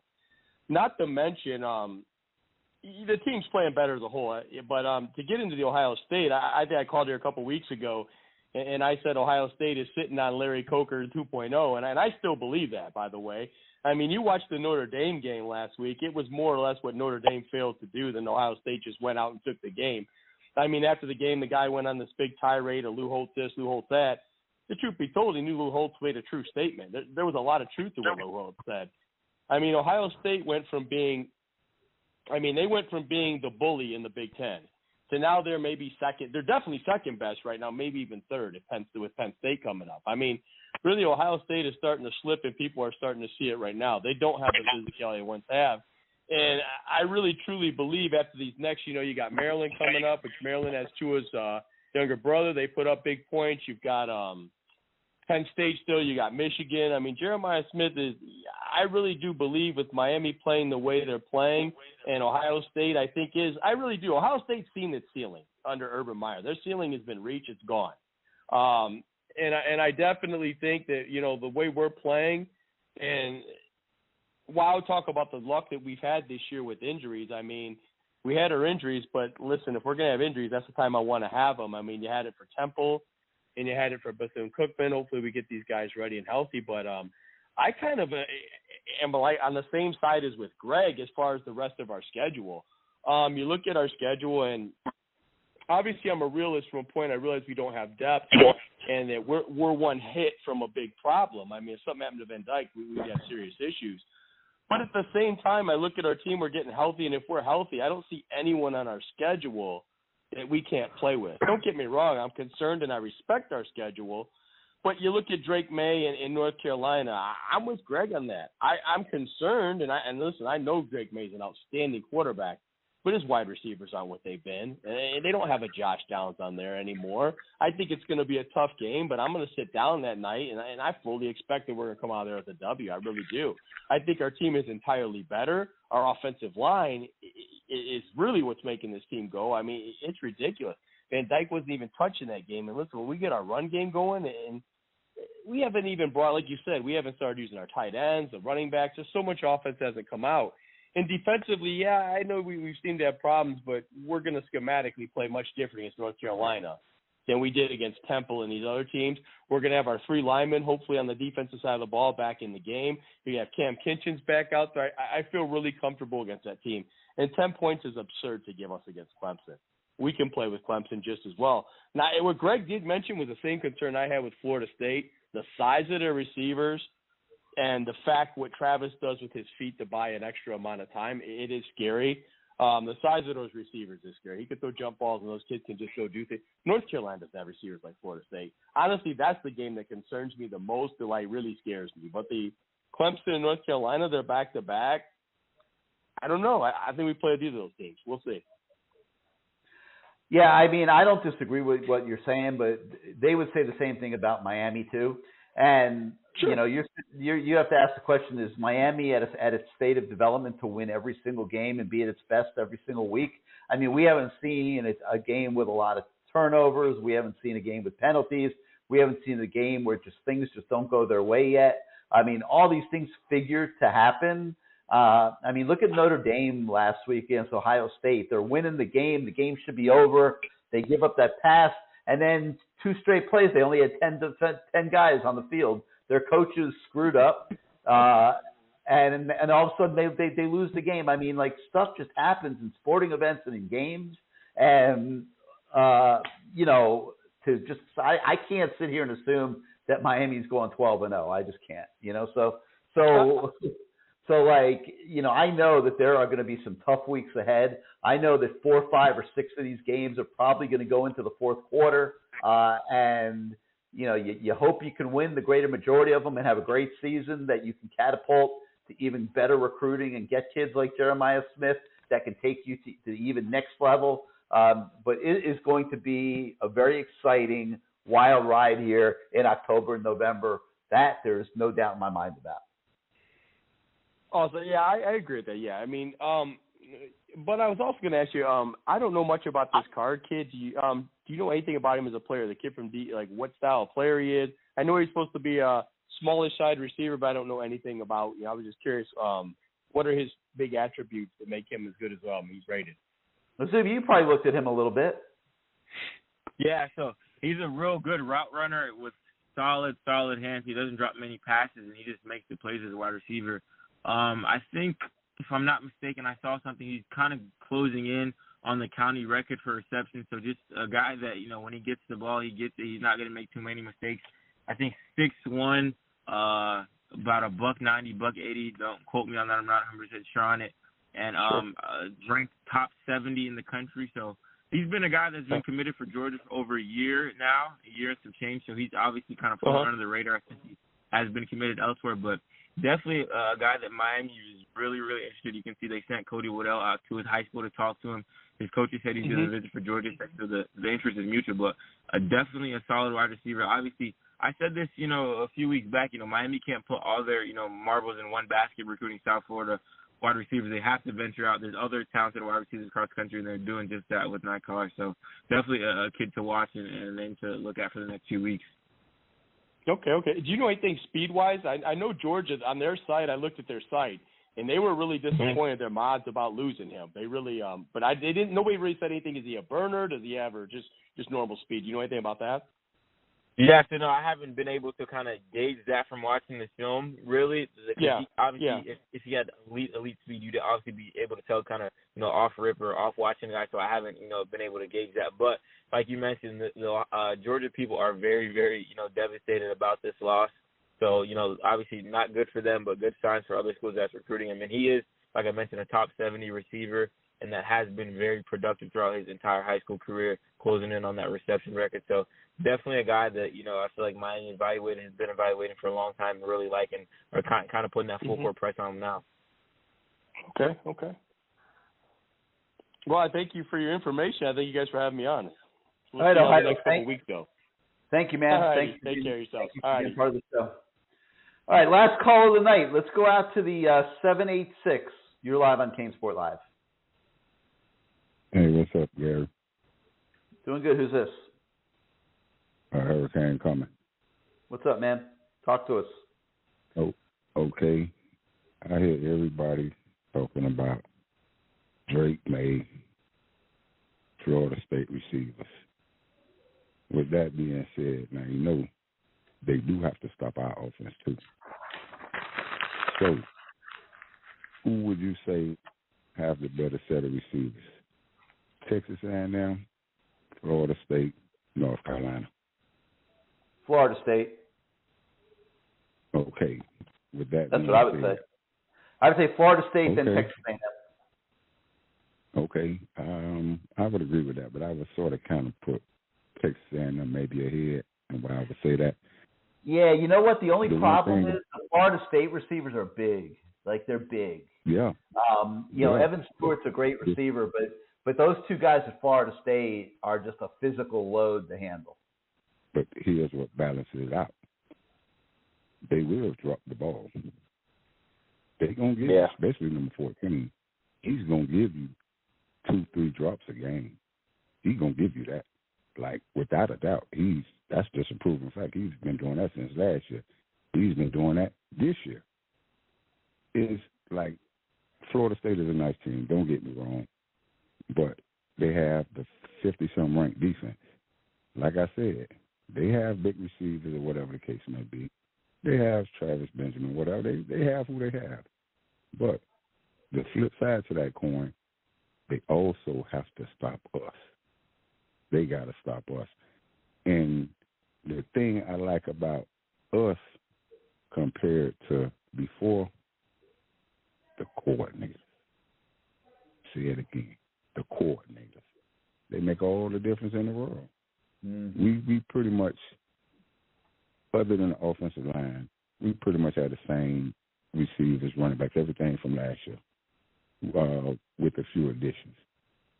But it's like I looked at Florida State, looked at Clemson, I saw North Carolina, so. It's nobody to me that can't be beat. Like in the beginning of the season, yeah, I had my doubts. But right now, don't nobody in the ACC scare me, period. Because they always say what would have to do. Flip side to that coin, they also have to stop us. Remember that now. They also have to stop us. And then that's the thing. No argument. If we don't shoot ourselves in the foot and just have costly turnovers, penalties, etc., I like us against whoever. Like even like what you said with Georgia. Georgia didn't look unbeatable. It's just South Carolina I don't know what happened to them. They just laid down in the second half. That's all it is. It's no team out there is unbeatable. And this is the one thing, like you hear all the so-called experts, this, that, and the third. That's why you play the game. You got to settle it on the field. Like you really got to get it down on the field when it counts. All the experts, all the whoever, you could assume who gonna win. Every week, Gary, right or wrong, every week in college football, every week on the week, it's an upset, right or wrong. Oh, absolutely. So we're all the professional shit. Obviously, they're wrong. But with that being said, it's nobody that scares me now. Just looking at what we have now. And it's understandable. We do need the depth. But what about this, Gary? It's a possibility now. We got banged up with the Temple game or whatever the case may be, Bethune-Cookman game. But now, just say, a dead clock right twice a day. What if we go through the rest of the season injury-free? Now what? Yeah, well, that's what needs to happen, to be honest with you. I mean, there's a few spots where if they have injuries, there's a big problem. Yeah. Offensive line is one of them. I mean, if Matt Lee had gone down, oh, my goodness. Quarterback, obviously, is another. I wouldn't want to lose too much on the D-line. Linebacker, obviously, you wouldn't want to lose Francisco Mago. I mean, Cam Kinchens being out is a big drop-off. I mean, like, there's just not a lot of room there, man. Like, yeah, you can't have injuries. Yeah, no, that's why I say if we were to be lucky and go through the rest of the season injury-free, which is hard, because I don't know. I think I damn threw my remote at the TV when I seen Matt Lee got hurt. I'm just like, he's got to be. But with that being said, when the kid Rodriguez came in, I was just watching him. I wasn't watching no plays. I just wanted to look at the line. I would say the kid held his own. I mean, regardless, relative to the competition, he came in and he did what he was supposed to do. So, and then that's the thing. Like we say, depth, this and that. The third, you can have 20 years, 100 years in experience of anything it is you do. You had to get that first hour. You had to get that first day. You had to get that first week of experience. So as we playing games and the players are getting in now. They're making their mistakes. They're doing what they do. I guess they go in the film room, they study, showing where they can make mistakes, and then we just go from there. But we can only build depth if they're on the field. You can have 1,000,000 5-stars. You can't put but 11 on the field at a time. So it's all about whoever on the field at that time. So all we really need is whoever's stepping on the field, like they say, don't act like you're number 2. Act like you're a starter. And guess what? If you stay ready, you'll never have to get ready. That's that. You can put me on hold, Gary. All right, man. Thank you for being part of the show. All right, Izubee, we had a few questions that were and topics that were submitted on the message boards at CaneSport.com that we'll try to cover here real quick. MSK Fish wants our overall assessment of the linebacker group so far. Man, I'm going to be raw on this one. I have not been overwhelmed. I think Francisco Mauigoa has been pretty darn good, but I don't think he's been as good as I thought he would be in pass coverage. I think he can do a lot better than what he's been doing in pass coverage, and hopefully he will as the season goes on. Izubee, your thoughts on the linebackers?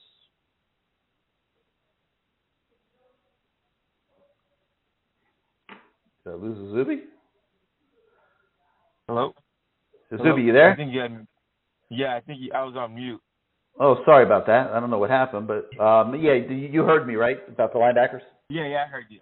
Yeah. So what I was saying is I'm kind of dreaming of that. I haven't been, overly, excited about it, but I haven't been disappointed. Obviously, I think it's a step up from what we've seen last year for sure.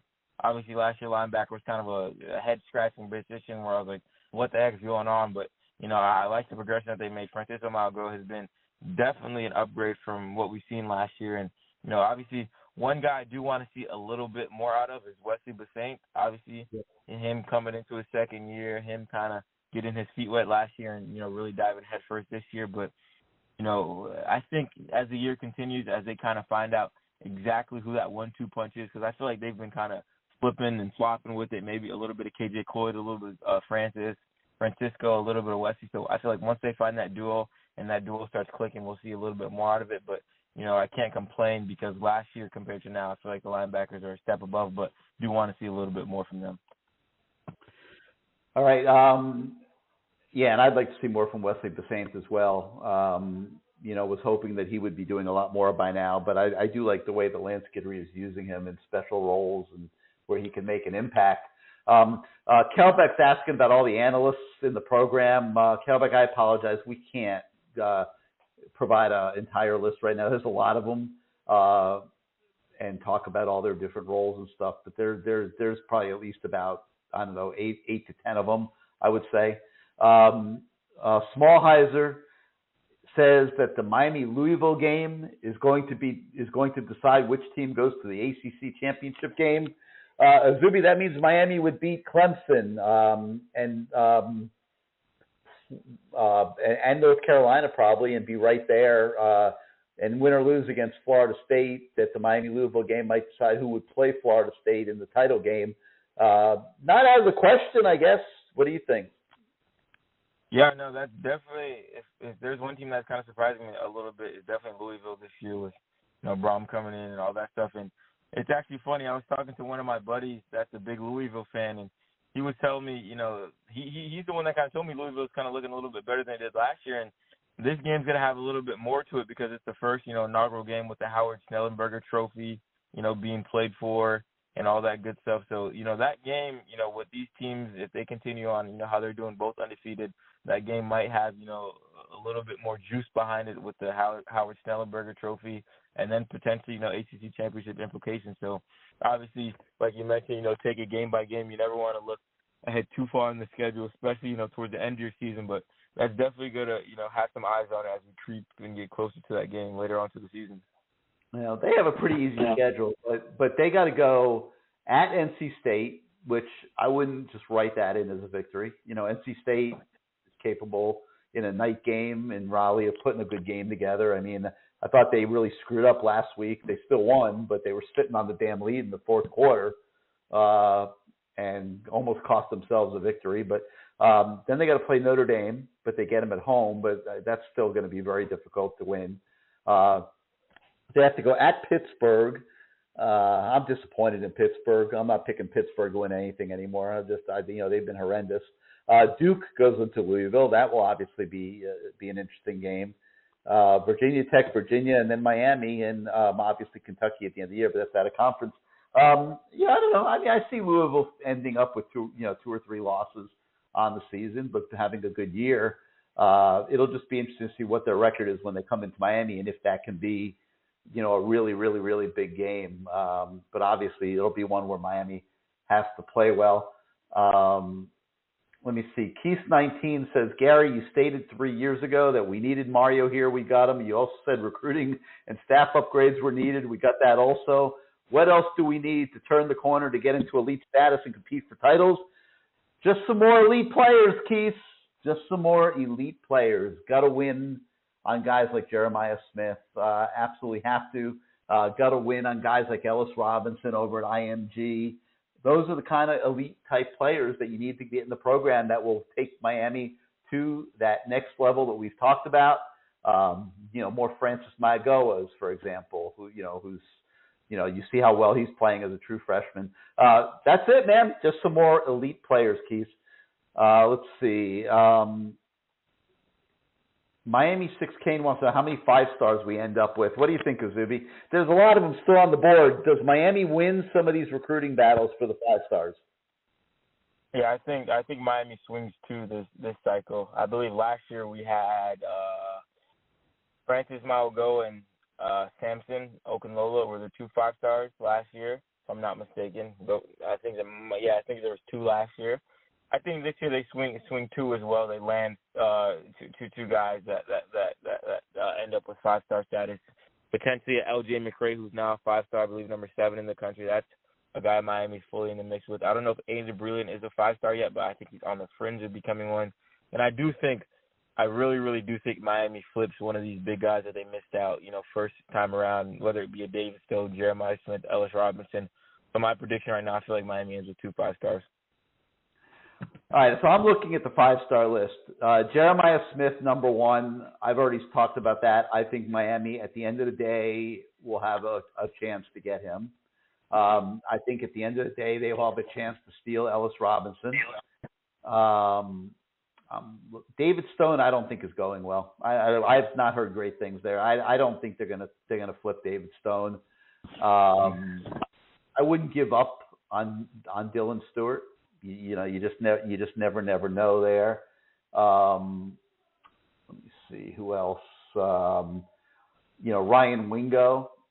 Like Izubee said, Miami won't give up there. If Miami does not get Jeremiah Smith, then they probably go all in on Ryan Wingo, and he gets the offer that he can't refuse.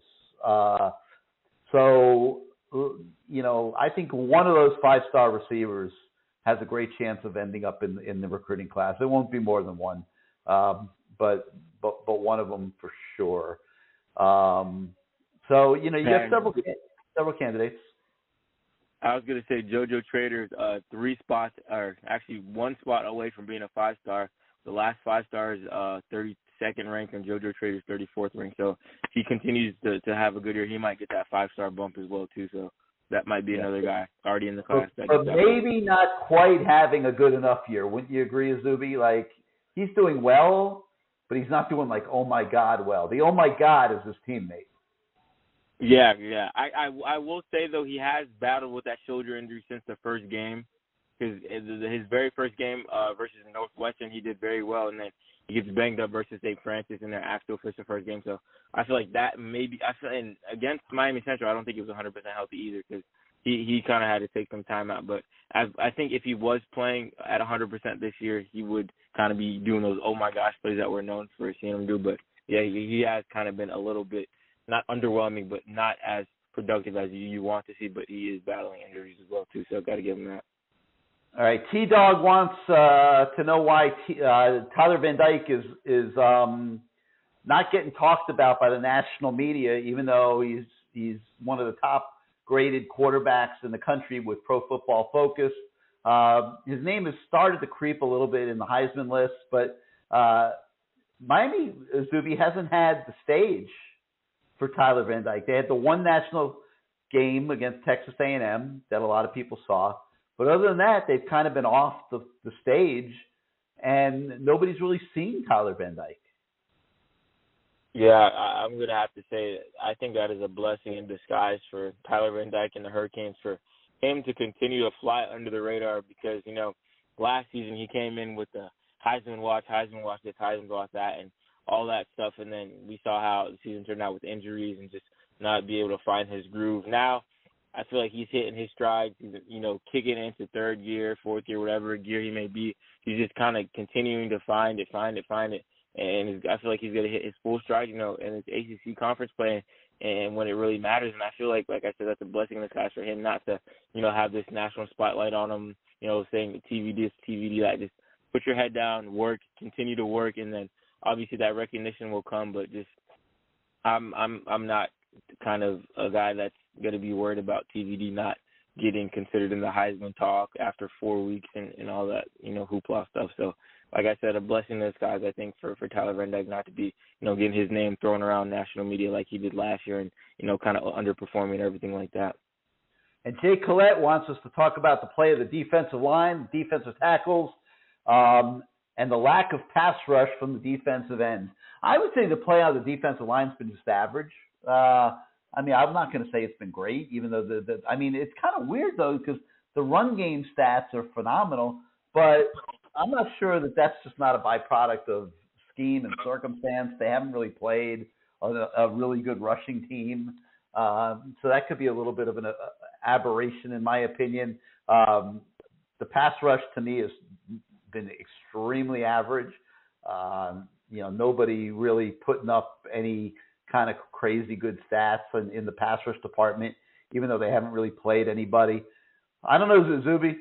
Maybe I'm being a little hard. I am not overwhelmed by the defensive line play so far. What are your thoughts? Yeah, I'm gonna say it's been, average. Yeah, it hasn't been awful. It hasn't been, jaw dropping where you're seeing these guys living in the backfield, eating sacks up, doing all that stuff. Obviously, granted, you were without, a few of your guys for 2 games, and also you're not playing against the best offensive lines yet. So I feel like the numbers should be a little bit higher, but I'm not gonna, completely say this defensive line are disappointing me so far. I would just go average, just like I said with the linebacker group. Obviously, I feel like they're doing. I don't know if I can say better than last year, because last year I felt like they're doing pretty good. But I feel like I'm not disappointed, but I do want to see a little bit more out of those guys. All right, and lastly, the guys chatting it up on the message boards are not in favor of a Cormani McClain transfer portal to Miami. So we'll see what happens there down the road. I wouldn't just totally dismiss a kid because he's immature as a true freshman, man. If you had to dismiss kids who are immature as true freshmen, you'd be dismissing half the kids in college football, including a lot of guys that are on this Miami Hurricane team right now doing a pretty darn good job. And I'm not going to call them out by name or whatever, but there are several guys on this team that were very immature early in their career who are doing very well right now. All right, I want to thank everybody who participated in tonight's show. Great show, everybody. A lot of good calls. Tomorrow night, we'll have the Lamar Thomas show at 8 o'clock. You won't want to miss that. Always promises to be great. We are not going to have a CaneSport Live next Tuesday with the off week this week. We will skip next Tuesday night, but we will be back after the Georgia Tech game that following Tuesday with another edition of CaneSport Live. So thanks again to everybody who listened and called in, and we will see you. Thank you, obviously, to Izubee for helping me out here so my voice doesn't go totally dead. And we'll see you guys all next time. Good night, everybody.